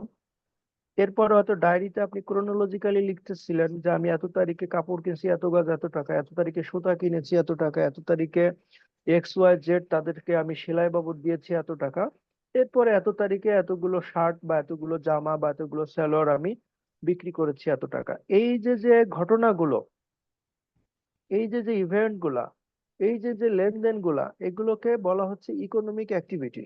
এই যে ইকোনমিক অ্যাক্টিভিটি গুলো আপনি যে ডায়েরিতে লিখেছেন, এটা হচ্ছে রেকর্ডিং। তারপরে কি করলেন, এটা আপনি সামারাইজ করবেন। সামারাইজটা কিভাবে করবেন? আপনি বাবার কাছ থেকে নিয়েছেন কত সেটা বাম পাশে, আর আপনার কাছে কত টাকা বিক্রি করে এসেছে সেটা ডান পাশে। আর মাঝখানে এই যে যে আপনার যে সুতা এই যে ক্রয় বিক্রয় গুলো হয়েছে সেগুলো পাশাপাশি রাখে, যে সামারাইজ করা, গ্রুপ অনুযায়ী সামারাইজ করা। হ্যাঁ, এইগুলো হচ্ছে সামারাইজিং।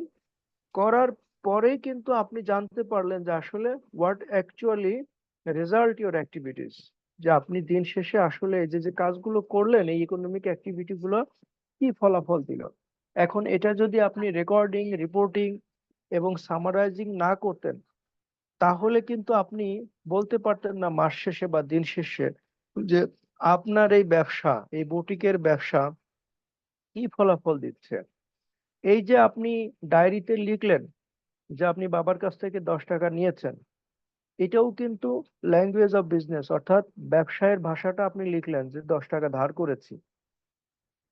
এরপরে আপনি 10 টাকার কাপড় কিনেছেন, সেটাও যখন আপনি লিখলেন, এটাও কিন্তু ল্যাঙ্গুয়েজ অফ বিজনেস, অর্থাৎ আপনার ব্যবসা এই লেখার মাধ্যমে তৃতীয় পক্ষকে বলছে যে আমি আজকে এই কাজটা করেছি। এবং ফাইনালি যখন আপনার ইনকাম স্টেটমেন্টটা বের করে বলবে যে এই ব্যবসা 1 মাস শেষে এই আয় করেছে বা এই ব্যয় করেছে, হ্যাঁ, সেটাও কিন্তু এই যে আপনার রেকর্ডিং, রিপোর্টিং এর মাধ্যম দিয়ে আসবে। অর্থাৎ ব্যবসা ভালো করছে না মন্দ করছে, এটা রিফ্লেকশনটা আসে হলো অ্যাকাউন্টিং এর মাধ্যমে। অর্থাৎ ব্যবসা নিজে কথা বলতে পারে না, সে কথা বলে অ্যাকাউন্টিং এর মাধ্যমে। সে কারণেই বলা হয় accounting is a language of business. এই পর্যন্ত বুঝতে অ্যাকাউন্টিং ব্যাকগ্রাউন্ডের বা সায়েন্স ব্যাকগ্রাউন্ডের কারো কোনো অসুবিধা হলো কিনা? অ্যাকাউন্টিং কি জিনিস? না স্যার, জি না স্যার, বুঝতে পেরেছি স্যার। অ্যাকাউন্টিংটা কিন্তু এটাই, তার মানে অ্যাকাউন্টিং যে ল্যাঙ্গুয়েজ অফ বিজনেস, সেটা আমরা কেন বলছি? কারণ ব্যবসায়ের প্রত্যেকটা ঘটনা লিপিবদ্ধ করা, সেগুলোকে খাত অনুযায়ী সামারি করা এবং সেটার ফলাফল তৈরি করার পুরো কাজটাই করে থাকে অ্যাকাউন্টিং সিস্টেমটা, যে কারণে অ্যাকাউন্টিংকে বলা হয় ল্যাঙ্গুয়েজ অফ বিজনেস। এখানে একটা কথা বলি, ঘটনা, সরি আপনার কথা শুনতে পাচ্ছি না। করতে পারো।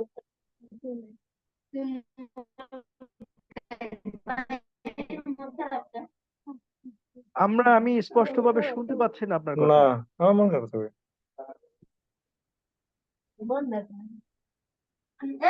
স্যার উনি কথা বলছে না, ওনার ওনার হয়তো আনমিউট হয়ে গেছে। ও,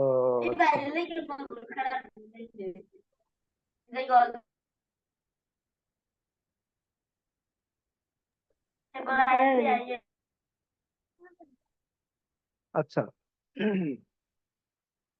এখানে আমি একটা বিষয় বলে রাখি, সেটা হলো ইভেন্ট অ্যান্ড ট্রানজাকশন। হ্যাঁ, ইভেন্ট এবং ট্রানজাকশন, ঘটনা এবং লেনদেন, এই দুটা কিন্তু ভিন্ন। ঘটনা এবং লেনদেন, হ্যাঁ, এই দুটা কিন্তু ভিন্ন জিনিস। ঘটনা, যে কোনো কিছু ঘটা মানেই কিন্তু ঘটনা। আকাশ থেকে বৃষ্টি পড়ছে, এটাও ঘটনা। যারা অ্যাকাউন্টিং পড়ে এসেছেন তারা এই কথাগুলো জানেন বাট এটা যারা নন অ্যাকাউন্টিং ব্যাকগ্রাউন্ডে তাদের জন্য বলা, সুতরাং বাকিরা একটু ধৈর্য ধরে শুনবেন। যে কোনো ঘটনা, যে কোনো কিছু ঘটার নামই কিন্তু ঘটনা, বাট সকল ঘটনায় লেনদেন না। লেনদেন হওয়ার জন্য কতগুলো ক্রাইটেরিয়া থাকে। তো আকাশ থেকে বৃষ্টি পড়ছে, এটা কিন্তু একটা ঘটনা, বাট এটা লেনদেন না। লেনদেন হতে হলে আপনার ইকোনমিক স্ট্যাটাসের পরিবর্তন হতে হবে, আর্থিক অবস্থার পরিবর্তন ঘটতে হবে, অর্থাৎ কেউ দিবে কেউ নিবে। বৃষ্টি পড়ার ক্ষেত্রে কিন্তু আমরা যারা বৃষ্টি রিসিভ করতেছি আমাদের আর্থিক অবস্থার কোনো পরিবর্তন ঘটতেছে না। তো সেই কারণে ঘটনা এবং লেনদেনের ভিতরে কিন্তু সূক্ষ্ম পার্থক্য আছে। এটাও কিন্তু আপনাদের এমসিকিউ বা অন্যান্য জায়গায় কিন্তু এই জিনিসগুলো আসবে, যে কোনো একটা স্টেটমেন্ট দিয়ে দেওয়া হলো যে ইজ ইট এ ট্রানজেকশন, এটা কি ট্রানজেকশন কি না। সুতরাং একটা ট্রানজেকশন অর্থাৎ লেনদেন হওয়ার জন্য কতগুলো ব্যাপার আছে, সেটা হচ্ছে লেনদেনের দুইটা পক্ষ থাকতে হবে। আবার দুইটা পক্ষ ছাড়াও লেনদেন হয়, যেমন অবচয়, সম্পত্তির অবচয়, সেটাও কিন্তু লেনদেন। অর্থাৎ লেনদেন হওয়ার জন্য যে কতগুলো শর্ত আছে, শর্তগুলো পূরণ করতে হবে। তার 1 নম্বর শর্তই হলো যে কোনো ঘটনা যদি কোনো পক্ষের আর্থিক অবস্থার পরিবর্তন ঘটায় তাহলে সেটাকে লেনদেন বলা হয়। আর্থিক অবস্থার পরিবর্তন ঘটতে হবে, তারপর দুইটা পক্ষ থাকতে হবে। অবচয়েও কিন্তু দুইটা পক্ষ আছে। ইনডাইরেক্টলি একটা পক্ষ হলো আপনার সম্পত্তির মালিক, আর আরেকটা পক্ষ হচ্ছে যিনি সম্পত্তিটা ব্যবহার করে এটা ক্ষয় ঘটিয়েছেন। ঠিক আছে? তো এই কারণে আমরা একটা স্টেটমেন্ট বলি যে every event is a transaction, but every transaction is not an event. এটা ঠিক ঠিক আছে? জি স্যার। জি স্যার। না, না স্যার, উল্টে যাবে। ঠিক আছে এভরি মানে ট্রানজেকশন ইজ না ইভেন্ট, স্যার, না every transaction is event but every but event every is not transaction. Event is not Clear? A transaction. জি, অর্থাৎ ইয়ে স্যার, ইয়ে স্যার, জি সকল স্যার। লেনদেনই ঘটনা, কিন্তু সকল ঘটনাই লেনদেন না। ক্লিয়ার? ইয়েস কারো স্যার। বুঝতে কোনো সমস্যা আছে? No sir. বুঝেছি স্যার। ক্লিয়ার। আচ্ছা, তাহলে আমরা এটা দেখলাম যে অ্যাকাউন্টিং কি জিনিস, সেটা আমরা এর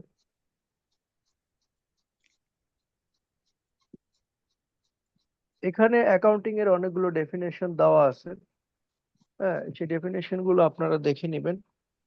যে এখানে অ্যাকাউন্টিং এর বিভিন্ন রকমের ডেফিনেশন দেওয়া আছে। তো এখানে যে জিনিসটা আছে, যে রেকর্ডিং বলতে কি বোঝাচ্ছে, রেকর্ডিং বলতে বোঝাচ্ছে যে একটা জার্নাল এন্ট্রি করা ডেবিট ক্রেডিট দিয়ে।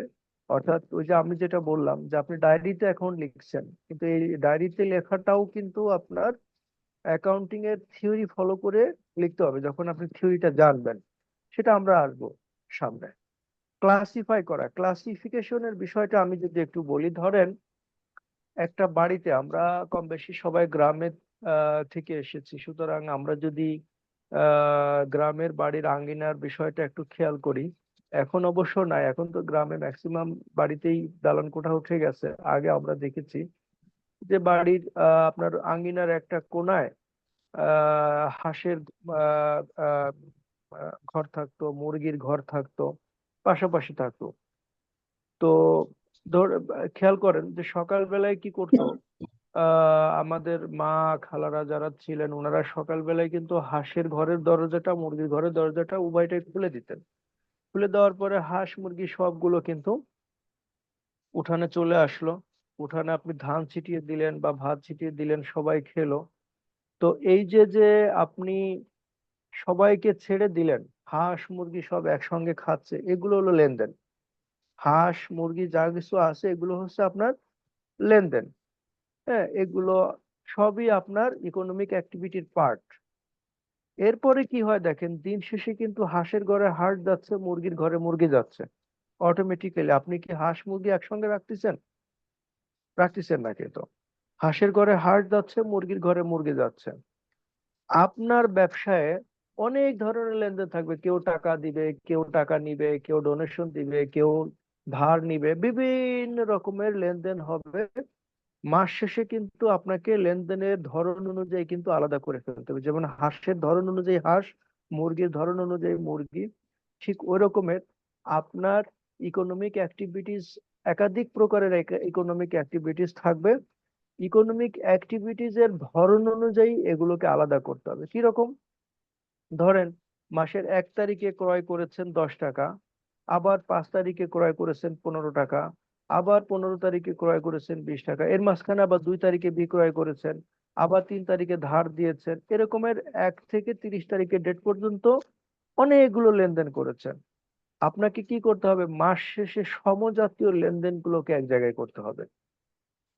এই যে যে সমজাতীয় লেনদেনগুলোকে এক জায়গায় করে সামারি করা, এটাকে আমরা কিন্তু অ্যাকাউন্টিং এর ভাষায় লেজার বলি আর কি, খতিয়ান। সেটা আমরা আরো পরে দেখবো যে এটা কিভাবে করতে হয়। এই গ্রুপ অনুযায়ী সামারাইজ করাটা কিন্তু একটা বড় কাজ কিন্তু আমাদের এখানে। সুতরাং এই কাজটা যখন আমরা করব, তখন আমরা সমজাতীয় লেনদেনগুলোকে একদিকে করতে পারলে যেটা হবে সেটা হলো যে টোটাল ক্রয় থেকে টোটাল বিক্রয়টা বাদ দিতে পারবো, টোটাল আয় থেকে টোটাল ব্যয়টা বাদ দিতে পারবো। অর্থাৎ আমার যে ইকোনমিক অ্যাক্টিভিটির যে প্রোগ্রেস সেটা আমি জানতে পারবো। এরপরে আপনার ব্যবসায়ের ধরন অনুযায়ী কিন্তু অ্যাকাউন্টিং সিস্টেমটা ভিন্ন ভিন্ন হয়। ব্যবসায়ের ধরন এটাও কিন্তু আপনাদের এমসিকিউতে কিন্তু বড় একটা অংশ জুড়ে কিন্তু এই বিষয়গুলো থাকে। সেটা হলো যে একজন ফার্নিচারের দোকানদার, একজন ফার্নিচারের, ধরেন এটা হতে পারে ব্রাদার ফার্নিচার আর হলো কাচ্চি ভাই রেস্টুরেন্ট। ব্রাদার ফার্নিচার এবং কাচ্চি ভাই রেস্টুরেন্ট দুই ধরনের প্রতিষ্ঠান। একটা হলো ফার্নিচার ট্রেডিং করে, আর একটা হলো খাবার ট্রেডিং করে। এখন জিনিসটা কি দাঁড়ালো, ব্রাদার ফার্নিচারের জন্য ফার্নিচার ক্রয় আর কাচ্চি ভাইয়ের জন্য ফার্নিচার ক্রয় কিন্তু একই রকমের লেনদেন না। ব্রাদার ফার্নিচার ক্রয় করতেছে এটা পুনরায় বিক্রয় করার জন্য, অর্থাৎ এই ফার্নিচারটা হচ্ছে তার ট্রেডিং প্রোডাক্ট। নর্মাল আপনার কাঁচামাল যেমন ক্রয় বিক্রয় হয় সেরকম ট্রেডিং প্রোডাক্ট। সে এটাকে র মেটেরিয়াল হিসেবে গণ্য করতেছে বা ফিনিশ প্রোডাক্ট হিসেবে গণ্য করতেছে, যে এটা আমি কিনিনি, অর্থাৎ ক্লোজিং স্টকের পার্ট হিসেবে চিন্তা করতেছে। কাচ্চি ভাই কিন্তু আবার ফার্নিচার যে কিনেছেন উনি কিন্তু এই ফার্নিচারটাকে অ্যাসেট হিসেবে দেখাচ্ছেন, কারণ এটা কিন্তু তার সম্পদ। অর্থাৎ একই ধরনের লেনদেন প্রতিষ্ঠানের ধরন ভেদে কিন্তু ভিন্ন ভিন্ন ভাবে রেকর্ড হবে, কোনোটা ব্যয় হিসেবে রেকর্ড হবে, কোনোটা সম্পদ হিসেবে।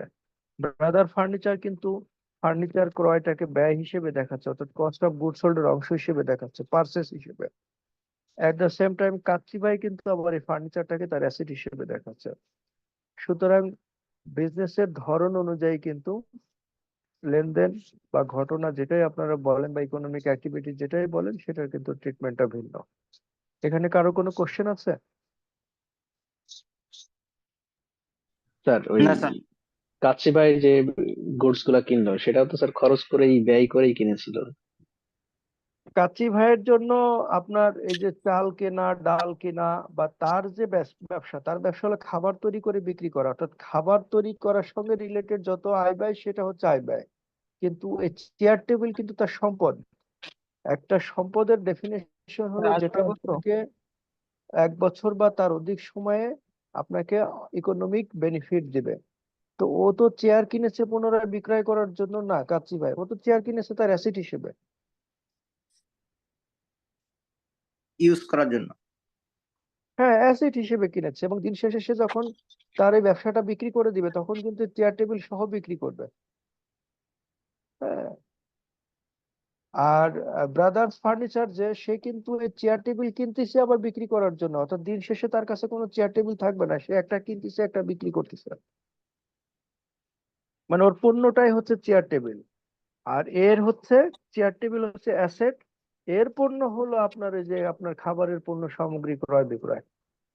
ঠিক আছে, অর্থাৎ ব্যবসায়ের ধরন হিসেবে আপনি যদি আরো মানে সূক্ষ্মভাবে দেখতে চান তাহলে একজন বড় মুদির দোকানদারের কাছে বাটখারা, অর্থাৎ এই যে আপনার দা- দাড়িপাল্লা এবং ওই যে 1 কেজি 2 কেজি ওজনের যে বাটখারা, এটা কিন্তু মুদির দোকানদারের কাছে স্টেশনারি আইটেম, অর্থাৎ সে যখন কিনেছে এটা সে স্টেশনারি ক্রয় হিসেবে দেখিয়েছে। আবার বাদাম বিক্রেতার কাছে কিন্তু এই দাড়িপাল্লার বাটখারা কিন্তু সম্পদ, কারণ সে তার টোটাল কার্যক্রমের ভিতরে এটা বড় একটা অংশ জুড়ে আছে। অর্থাৎ ব্যবসায়ের ধরন অনুযায়ী ট্রানজেকশনটা আপনাকে অর্থাৎ করতে স্যার ব্যবহারের উদ্দেশ্যে যেটা ক্রয় করা হবে সেটা সম্পদ হিসেবে গণ্য হবে। হ্যাঁ, দীর্ঘমেয়াদে ব্যবহারের উদ্দেশ্যে যেটা আপনি ক্রয় করবেন সেটা সম্পদ, অর্থাৎ যে পণ্যটি আপনার প্রতিষ্ঠানে দীর্ঘদিন থেকে আপনাকে উপকার দিবে, ইকোনমিক বেনিফিট দিবে, সেটাই সম্পদ। আর যেটা দীর্ঘদিন থাকবে না, আপনার দীর্ঘদিনের যে সংজ্ঞা সেখানে বলা আছে 1 বছর। 1 বছরের অধিককাল সময়ে যে বিষয় সম্পদটা আপনার কাছে থাকবে বা যে গুডসটা আপনার কাছে থাকবে সেটা অ্যাসেট। আর 1 বছরের ভিতরে যেটা রোল ওভার করবে অর্থাৎ আসবে যাবে সেটা আপনার কাছে অ্যাসেট না, সেটা ট্রেডিং প্রোডাক্ট হিসেবে কাজ করবে। আমরা এই জায়গাগুলোতে আরেকটা জিনিস প্রসঙ্গক্রমে একটু আলোচনা করে রাখি, সেটা কম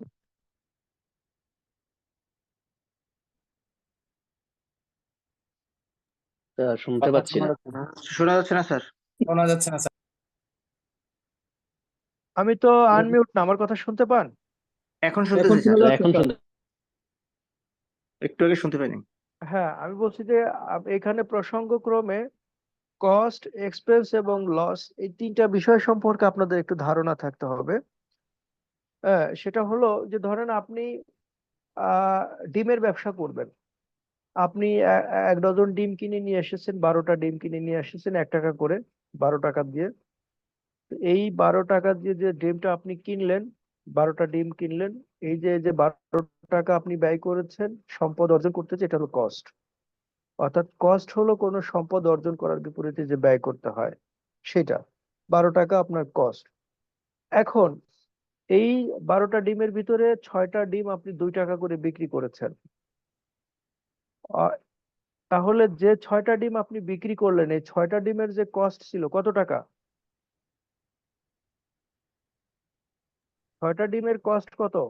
6 টাকা। 6 টাকা। এই যে 6টা ডিম আপনি বিক্রি করে দিয়েছেন, এই 6টা ডিমের যে কস্ট এটা এক্সপেন্স হয়ে গেছে। অর্থাৎ কস্টের যে অংশটা রেভিনিউ জেনারেশনে যায় সেটা হচ্ছে এক্সপেন্স। ঠিক আছে? স্যার আরেকবার একটু যদি বলতেন স্যার। আমি 12টা ডিম কিনেছি, তো 12টা ডিম তো আমার সম্পদ। ডিম যখন আমার কাছে এসেছে এটা কিন্তু অ্যাসেট, সেটা ইনভেন্টরি হোক, ফিক্সড অ্যাসেট হোক, যেভাবেই হোক। তো এই 12টা ডিম আপনার কাছে অ্যাসেট। এই অ্যাসেট অর্জন করতে যে ব্যয়টা আপনি করেছেন সেটা হলো কস্ট, যে বিনিময়টা আপনি দিয়েছেন সেটা হলো কস্ট।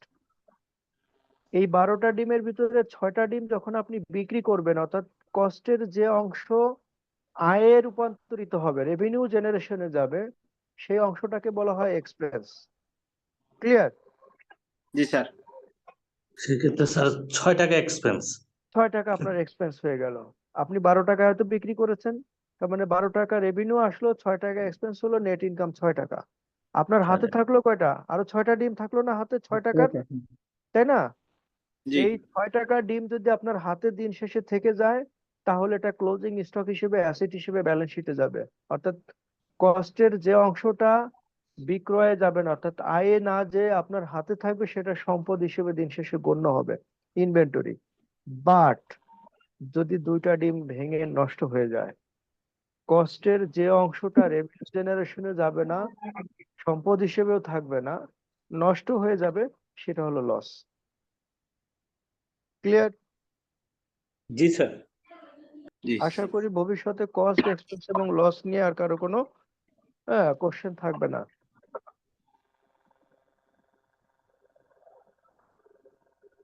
এরপরে আমরা কিভাবে আমরা অ্যাকাউন্টিংটা শিখবো সেটা আমরা একটু দেখি।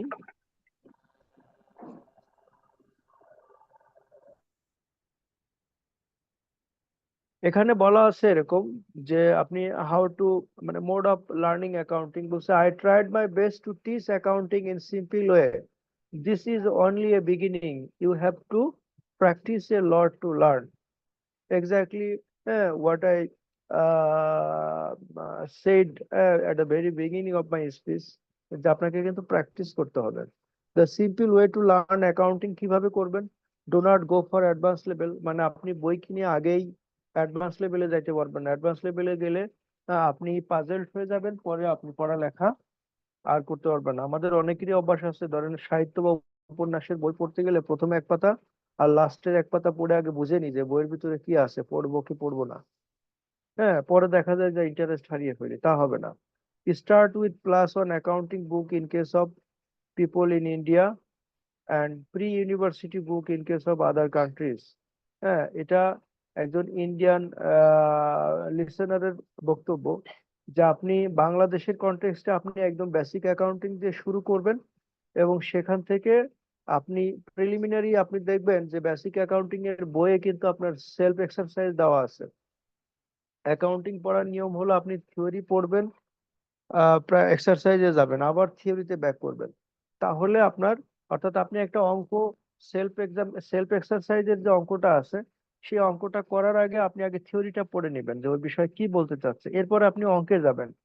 অঙ্কে যে যখন দেখবেন যে এটা এইভাবে অ্যান্সার করছে সেটা আবার আপনি ব্যাক করবেন থিওরিতে যে থিওরির সঙ্গে মিলে কিনা, তাহলে কিন্তু আপনার লার্নিংটা সুন্দর হবে। হ্যাঁ, তারপরে যেটা বলছে যে never try to memorise the concept and rule.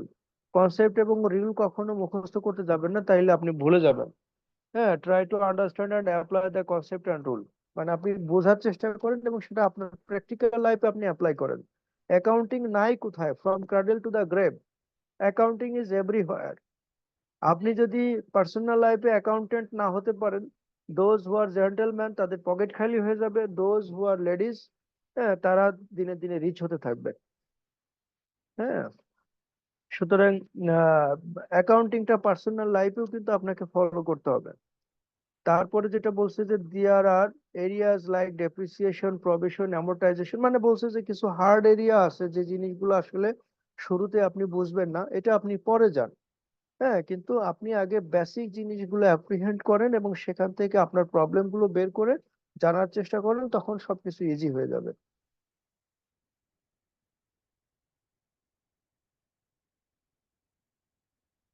হ্যাঁ, এইখানে স্টেজ গুলো দেওয়া আছে, সেই জিনিসগুলো আপনারা দেখে নেবেন। অ্যাকাউন্টিং এবং ফাইন্যান্সের ভিতরে সরি যে পার্থক্যটা দেওয়া আছে এখানে, ফাইন্যান্স বলছে, ফাইন্যান্সটা আসলে মূলত হলো আপনার একটা প্রতিষ্ঠানের যে অর্থের প্রয়োজন আছে সেটার সোর্সটা আইডেন্টিফাই করা এবং সেখান থেকে প্রয়োজন অনুযায়ী অর্থ যোগান দেওয়া।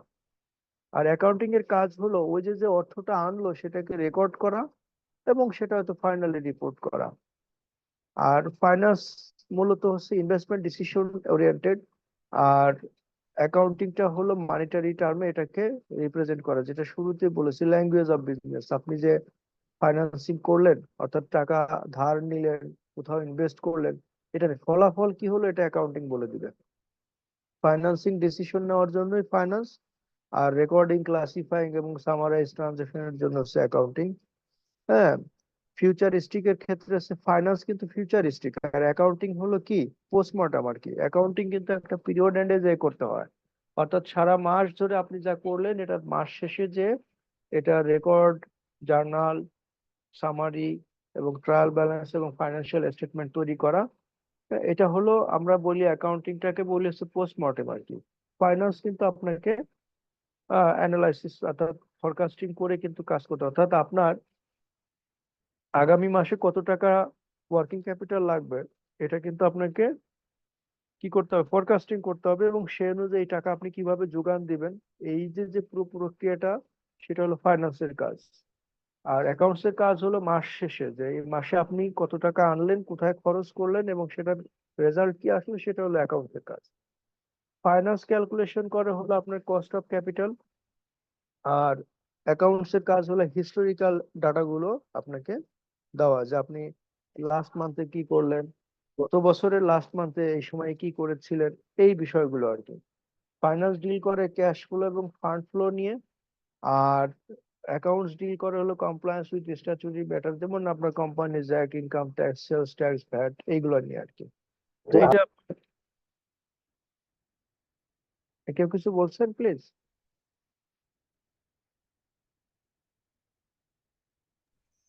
এরপরে স্যার, হ্যাঁ ক্যাশ প্লিজ। ফ্লো আর ফান্ড ফ্লোটা একটু বলা যাবে, এটা কি জিনিস? আচ্ছা, ক্যাশ ফ্লো। ক্যাশ ফ্লোটা হলো আপনার ক্যাশ, একটা প্রতিষ্ঠানে আপনার ক্যাশ সাইকেল থাকে, একটা আমরা অপারেটিং সাইকেল, ক্যাশ সাইকেল এরকমের আমরা যে ইভেন্ট গুলো আমরা হিসাব করি। ধরেন আপনি একটা র মেটেরিয়াল কিনলেন, সেই র মেটেরিয়াল কিনা, সেটা প্রসেস করা এবং বিক্রি করা, বিক্রি করে টাকাটা পাওয়া, এটার যে টাইম পিরিয়ডটা, এটাকে বলা হয় ক্যাশ কনভার্সন সাইকেল আমরা বলি। তো ক্যাশ ফ্লোটা কিরকম, যে ধরেন আপনার প্রতিষ্ঠানে আগামী মাসে আপনার 100 টাকা স্যালারি দিতে হবে, 100 টাকার ইনভেন্টরি প্রকিউর করতে হবে, তারপরে 100 টাকার ট্যাক্স দিতে হবে, 100 টাকার বিদ্যুৎ বিল দিতে হবে, তারপরে 100 টাকা আপনার লেবারের ওয়েজেস পেমেন্ট দিতে হবে। এরকমের বিভিন্ন খাতে আপনার আগামী মাসে 500 টাকা খরচ আছে, জি স্যার। এবং এটাকে বলা হয় cash outflow, projected cash outflow. এরপরে এর বিপরীতে ক্যাশ ইনফ্লোটা আপনাকে ম্যাচ করাতে হবে, যে এই 500 টাকা যোগান আপনি কিভাবে দিবেন। আপনার পণ্য বিক্রি করে আসবে 350 টাকা, মালিকের কাছ থেকে ধার নেবেন 50 টাকা, ব্যাংকের কাছ থেকে ধার নেবেন 100 টাকা, এই মোট 500 টাকা, অর্থাৎ ক্যাশ ইনফ্লো। ক্যাশ আউটফ্লোর পাশাপাশি ক্যাশ ইনফ্লোটা ম্যাচ করে রাখা, যেটাকে আমরা যে ক্যাশ ফ্লো বা ফান্ড ফ্লো যে যে নামে ডাকে না কেন আর কি। ঠিক আছে, ক্যাশ ফ্লোটা হলো আপনার কমার্শিয়াল প্রতিষ্ঠানের জন্য প্রযোজ্য, ফান্ড ফ্লো হলো নন প্রফিট অর্গানাইজেশনের জন্য প্রযোজ্য, যেমন ক্লাব, হ্যাঁ, তাদের জন্য হলো ফান্ড ফ্লো, যে আগামী মাসে আমার কত আয় আছে কত ব্যয় আছে, অর্থাৎ ফান্ডের ইনফ্লো আউটফ্লোটা তারা হিসাব করে আর কি। ঠিক আছে। আচ্ছা স্যার, এই ক্ষেত্রে যেহেতু আপনার আমাকে বিভিন্ন কস্ট গুলা মিনিমাইজ করে এগুলো কালেকশন করতে হবে, তো এটা অ্যাকাউন্টিং এর পর্যায়ে পড়বে না স্যার?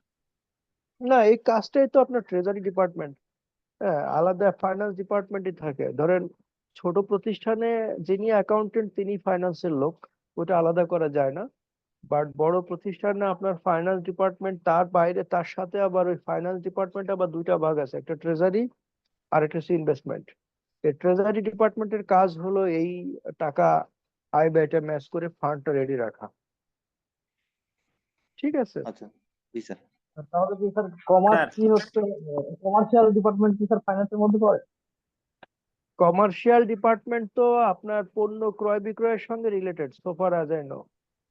সাপ্লাই চেইন আর কি স্যার, কমার্শিয়াল। হ্যাঁ হ্যাঁ হ্যাঁ, সুতরাং স্যার এখানে ওরা একটা জিনিস ওরা কি করবে, সাপ্লাই সেলস সাপ্লাই ডিপার্টমেন্ট কি করবে, মাসের শুরুতে তার ক্রয়ের বাজেটটা দিবে, যে আমার আগামী মাসে এত টাকার ক্রয় আছে। ঠিক আছে। সাপ্লাই স্যার চেইনটা কি স্যার?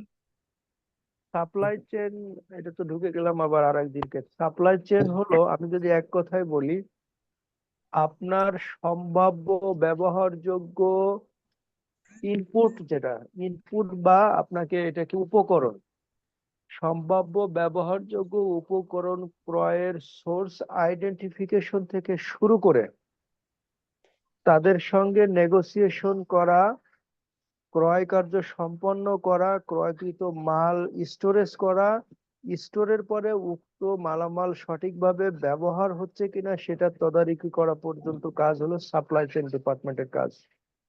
মানে supply chain is not simply purchase. Supply চেইনের কাজ হলো, আমি যে মালামাল আমার দরকার কেনার, সেই মালামাল সম্ভাব্য কোথা থেকে আমি, অর্থাৎ বিকল্প রাখতে হবে, অল্টারনেটিভ রাখতে হবে, একাধিক বিকল্প সোর্স আইডেন্টিফাই করা, তাদের সঙ্গে কোম্পানির স্বার্থ বিবেচনায় রেখে দর কষা, পণ্যটি স্যার সাউন্ড স্বল্প পাচ্ছি না। মূল্যে। হ্যাঁ, এখন শুনতে পাচ্ছেন?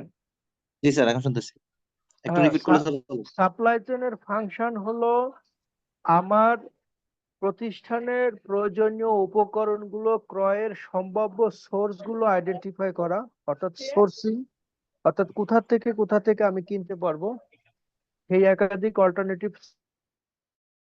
সোর্স আইডেন্টিফাই করা, ওই সোর্স বানায় রেখে দর কষাকষি করে দামে পণ্যটা ক্রয় করার ব্যবস্থা করা, ক্রয় করে ওই পণ্যটি গোডাউনে এনে গুদামজাত করা সঠিকভাবে, গুদামজাত করার ক্ষেত্রেও আবার first in first out, last in first out, এই পদ্ধতিগুলো অনুসরণ করা, এবং ক্রয়কৃত পণ্য মানে কাঙ্ক্ষিত ব্যবহার হচ্ছে কিনা, অপচয় হচ্ছে কিনা, এগুলো মনিটরিং করা, এবং পুনরায় ক্রয় আদেশ প্রদান করা, অর্থাৎ রিঅর্ডার করার যে বিষয়টা, এটা তদারকি করা, পুরোটাই সাপ্লাই চেইন ডিপার্টমেন্টের কাজ।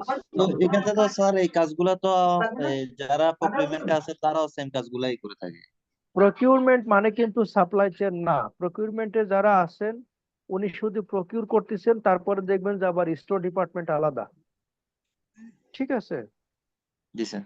যেহেতু সাপ্লাই চেন মানে ওই স্টোরটাও সাপ্লাই চেন ম্যানেজারের আন্ডারে, কারণ ওই ম্যানেজারকে কোনো একটা প্রোডাক্ট ক্রয় করার ক্ষেত্রে এই প্রোডাক্টের সম্ভাব্য ব্যবহার এবং এটা পুনরায় আবার কত তারিখে ক্রয় করতে হবে এটা মাথায় রাখলে কিন্তু সে সাপ্লায়ারের সঙ্গে নেগোসিয়েশনটা করতে পারবে। ফর এক্সাম্পল, আপনার যদি কোনো একটা প্রোডাক্ট 1 মাস পর পর কিনতে হয়, তখন আপনি কি করবেন? সাপ্লায়ারের সঙ্গে কিন্তু দীর্ঘমেয়াদী কন্ট্রাক্ট করবেন, তাই না? জি স্যার। হ্যাঁ, যাতে একই দামে আপনি সামনে যদি দাম বাড়ে তাহলে যাতে আপনি এই দামে কিনতে পারেন। কিন্তু আপনার যদি কোনো পণ্য একবারই ক্রয় করার প্রয়োজন হয়, আপনার কি দীর্ঘমেয়াদী কন্ট্রাক্ট করার প্রয়োজন আছে? না স্যার। তার মানে কি দাঁড়ালো, একটা পণ্যের এন্ড ইউজ পর্যন্ত সাপ্লাই চেইন ম্যানেজারকে জানতে হবে এবং সেই পুরো কার্যক্রমটা তাকে সম্পন্ন করতে হবে। এটা হলো সাপ্লাই চেইন। ঠিক আছে? জি স্যার। আচ্ছা, স্যার স্যার হ্যাঁ, এখানে একটা জিনিস হলো যে ফিউচারিস্টিক্স, এই জিনিসটা একটু বুঝতে। ফিউচারিস্টিক। জি স্যার। ফিউচারিস্টিক মানে হলো আপনার আমরা যে ইয়ে গুলোকে বলি মানে ফরকাস্টিং আর কি। ফিউচারিস্টিক যেমন বললাম, ফাইন্যান্সের কাজই হলো আপনার ফিউচারিস্টিক। ফিউচারিস্টিক কেন? আপনার আগামী এই মার্চ মাসে একটা প্রতিষ্ঠানের সম্ভাব্য কত টাকা প্রয়োজন হবে এবং এই টাকাটার জোগাড় কোথা থেকে হবে এটা তাকে ফেব্রুয়ারি মাসে করেই কিন্তু রেডি আসসালামু আলাইকুম। থাকতে হবে। মানে আপনার টাকার দরকার পড়বে তখন আপনি সোর্স খুঁজবেন, এটা কিন্তু হবে না, ততক্ষণে আপনার প্রতিষ্ঠান বসে পড়বে। ঠিক আছে? আপনার একটা প্রতিষ্ঠান পণ্য বিক্রয় করে লস করে যত দ্রুত দেউলিয়া হয়েছে, তার থেকে আপনার এই যে পাওনা পরিশোধ অক্ষমতার কারণে দেউলিয়া হয়েছে সবার আগে। অর্থাৎ এটা আপনার রেপুটেশনটা বেশি লস করে আর কি। ঠিক আছে?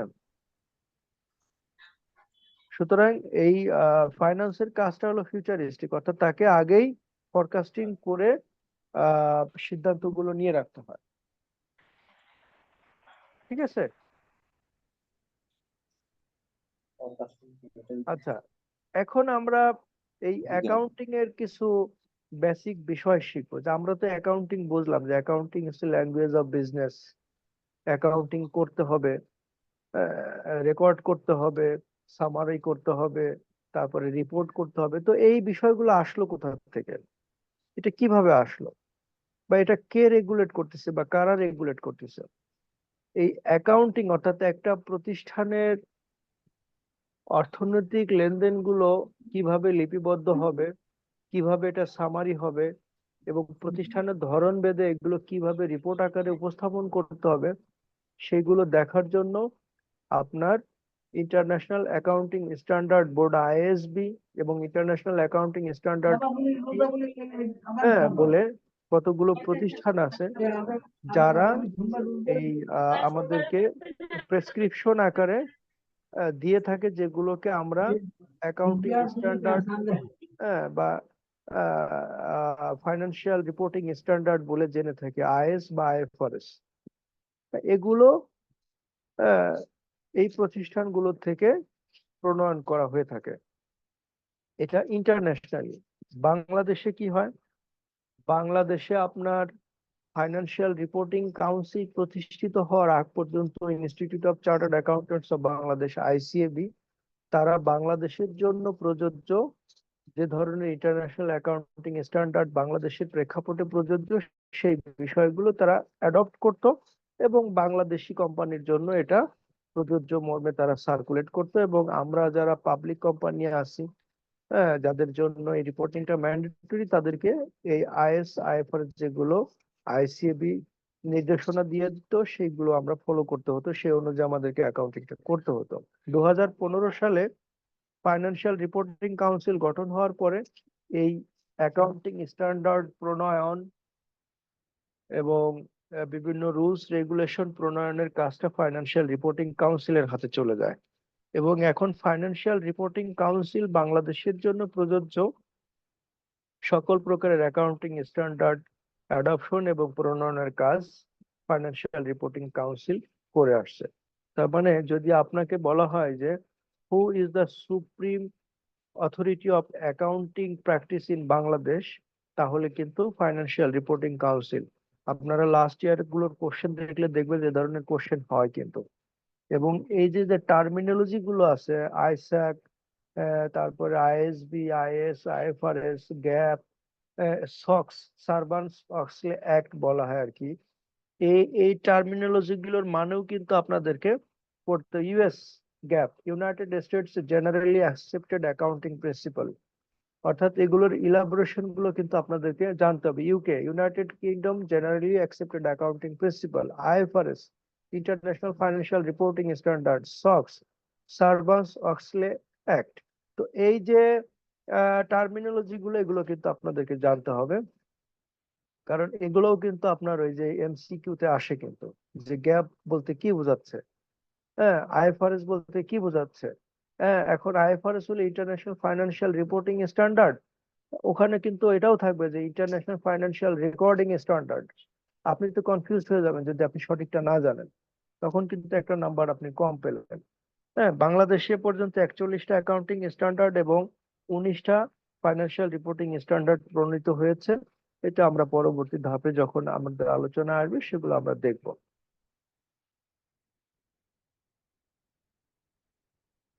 আচ্ছা, এজেন্সি থিওরিটা আমরা একটু দেখব। আমরা যখনই এজেন্সির কথা বলি তখন কিন্তু দুইটা বিষয় আসে, এজেন্ট এবং প্রিন্সিপাল।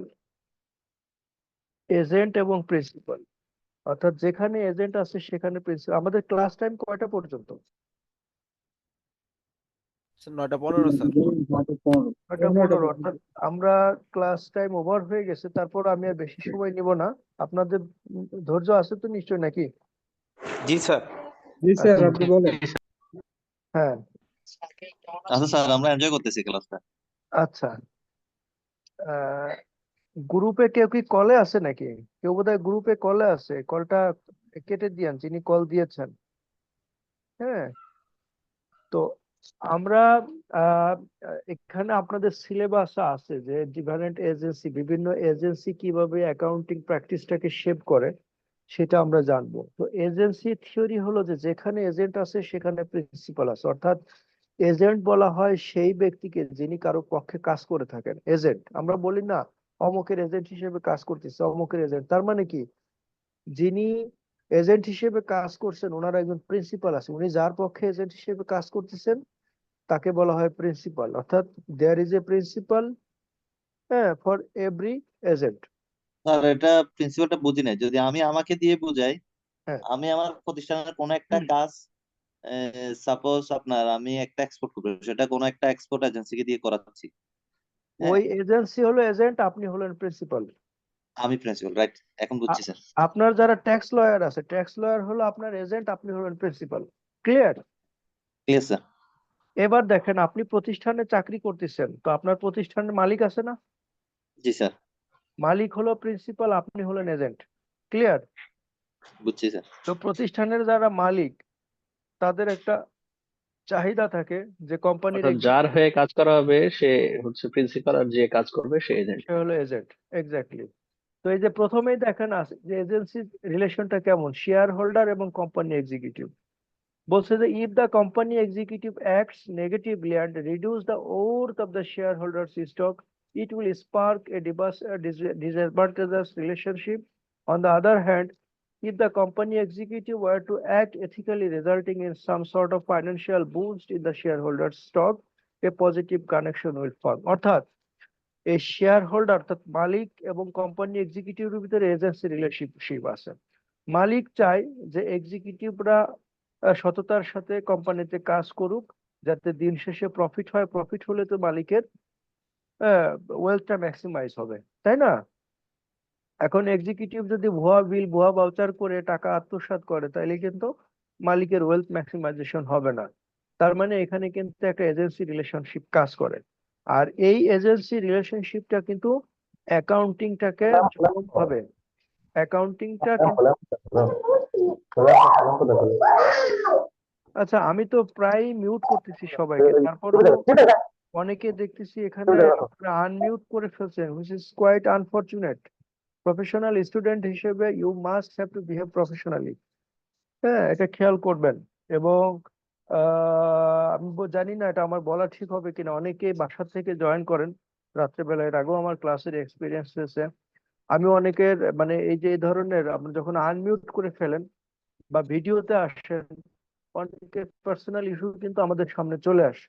সুতরাং বি ভেরি কেয়ারফুল, হ্যাঁ, whenever you are connecting the class. হ্যাঁ, এটা খেয়াল করবেন কিন্তু। আচ্ছা যাও, যেটা বলছিলাম যে একটা প্রতিষ্ঠানে এজেন্সি রিলেশনশিপটা কত ভাবে হয়। একটা হচ্ছে মালিকের সঙ্গে এক্সিকিউটিভ, অর্থাৎ মালিক চায় যে এক্সিকিউটিভরা সততার সাথে কাজ করুক, হ্যাঁ, কাজ করে প্রতিষ্ঠানের মুনাফা বাড়াক, যাতে তাদের দিন শেষে তাদেরও সম্পদ বাড়ে। হ্যাঁ, হোয়ারাজ এক্সিকিউটিভ চায় যে মালিক তার সুযোগ সুবিধা বাড়াক, হ্যাঁ, সে তার সুযোগ সুবিধা নিয়ে চিন্তা করে। সুতরাং এখানে একটা এজেন্সি রিলেশনশিপ কাজ করে, এবং এই এজেন্সি রিলেশনশিপটা কিন্তু অ্যাকাউন্টিংটা চরমভাবে প্রভাবিত হয়। মালিক এক্সিকিউটিভ যদি চিন্তা করে যে আমি আমার পক্ষে কাজ করব, মালিকেরটা আমি দেখবো না, সে কিন্তু ভুয়া বিল ভাউচার বা বিভিন্ন রকম অ্যাকাউন্টিং ম্যানিপুলেশন শুরু করবে। আবার শেয়ার হোল্ডার যদি চিন্তা করে যে না, আমি এক্সিকিউটিভদেরকে ওভারসি করব, তখন কিন্তু সে কি করবে, বিভিন্ন রকমের সুপারভিশন এখানে এনগেজ করে দেবে, মিটিং করতে থাকবে বিভিন্ন রকমের। সুতরাং এই অ্যাকাউন্টিং ইনফরমেশনটা কিন্তু এজেন্সি থিওরিটাকে চরমভাবে প্রভাবিত করে, কারণ অ্যাকাউন্টিং ইনফরমেশন বলে দিবে যে এখানে এজেন্সি রিলেশনশিপটা সঠিক ছিল কিনা। অর্থাৎ আপনার যদি মিটিং এক্সপেন্স ট্রাভেলিং এক্সপেন্স ধরেন, আমরা টিএডিএ, এই জিনিসটা কমন। টিএডিএ আপনার ফেব্রুয়ারি মাসে ছিল 100 টাকা, মার্চ মাসে এসে এটা হয়ে গেছে 200 টাকা, 100% বেড়ে গেছে। অ্যাকাউন্টিং রেকর্ডই কিন্তু বলে দিচ্ছে এটা। সুতরাং এখানে কিন্তু এজেন্সি রিলেশনশিপের কথা যদি বলেন, মালিক কিন্তু এটাকে নেতিবাচক ভাবে নেবে যে এমপ্লয়ি তার স্বার্থ দেখছে না। তো এই যে যে এজেন্সি রিলেশনশিপ, এটা কিন্তু অ্যাকাউন্টিংটাকে ইম্প্যাক্ট করে।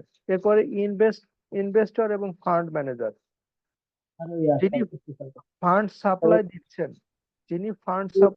ধরেন ব্যাংক আপনাকে লোন দিচ্ছেন, সে কিন্তু চাইবে যে আপনি টাকাটা জুডিশিয়াসলি ইউজ করেন, আপনি মুনাফা আয় করেন এবং সঠিক সময়ে তার লোনটা ফেরত দেন।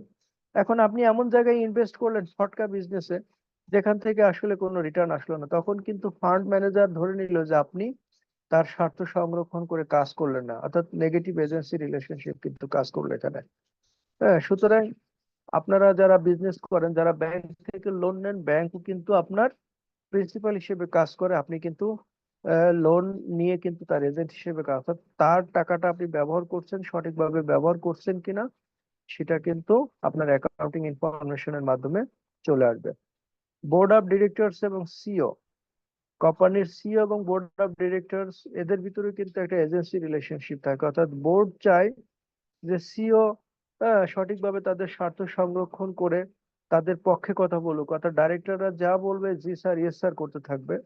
আবার সিও যদি তার উল্টোটা করে, অর্থাৎ ডাইরেক্টরের কথার উপর দিয়ে যদি ছুরি ঘোরায় বা যদি অপোজ করে বসে, তাহলে কি এখানে একটা রিলেশনশিপ তৈরি হয় এবং সেটা অ্যাকাউন্টিং ইনফরমেশনের উপরে কিন্তু চরমভাবে প্রভাব ফেলে। আপনারা যারা মার্কেটে আছেন তারা প্রায় দেখবেন ফাইন্যান্সিয়াল স্ক্যান্ডালের খবর, হ্যাঁ, অমুক কোম্পানিকে জরিমানা করা হয়েছে, অমুক কোম্পানিকে শোকজ করা হয়েছে, এগুলো কিন্তু এই এজেন্সি রিলেশনশিপের কারণে হয়েছে। আমরা যারা চিফ ফাইন্যান্সিয়াল অফিসার হিসেবে বা হেড অফ ফাইন্যান্স হিসেবে চাকরি করি, বা আপনারা যারা অ্যাকাউন্টস এর এক্সিকিউটিভ বা টপ লেভেল মিডিল লেভেলে আছেন, আমাদের তো আসলে ব্যক্তিগত কোনো স্বার্থ নয় যে কোনো একটা ট্রানজাকশনকে ম্যানিপুলেশন করে দেখানোর। হ্যাঁ, কিন্তু এখানে প্রিন্সিপাল যখন আমাকে নির্দেশ দেয় যে তুমি এটাকে এইভাবে দেখাও, বিশেষ করে ট্যাক্স ফাঁকি দেওয়ার জন্য জিনিসগুলো বেশি করা হয়, তখন আপনি করছেন, বাট যখন ট্যাক্স অডিটর হিসেবে এটাকে আইডেন্টিফাই করছে, তখন কিন্তু কি হয়, আমরা স্টার্ট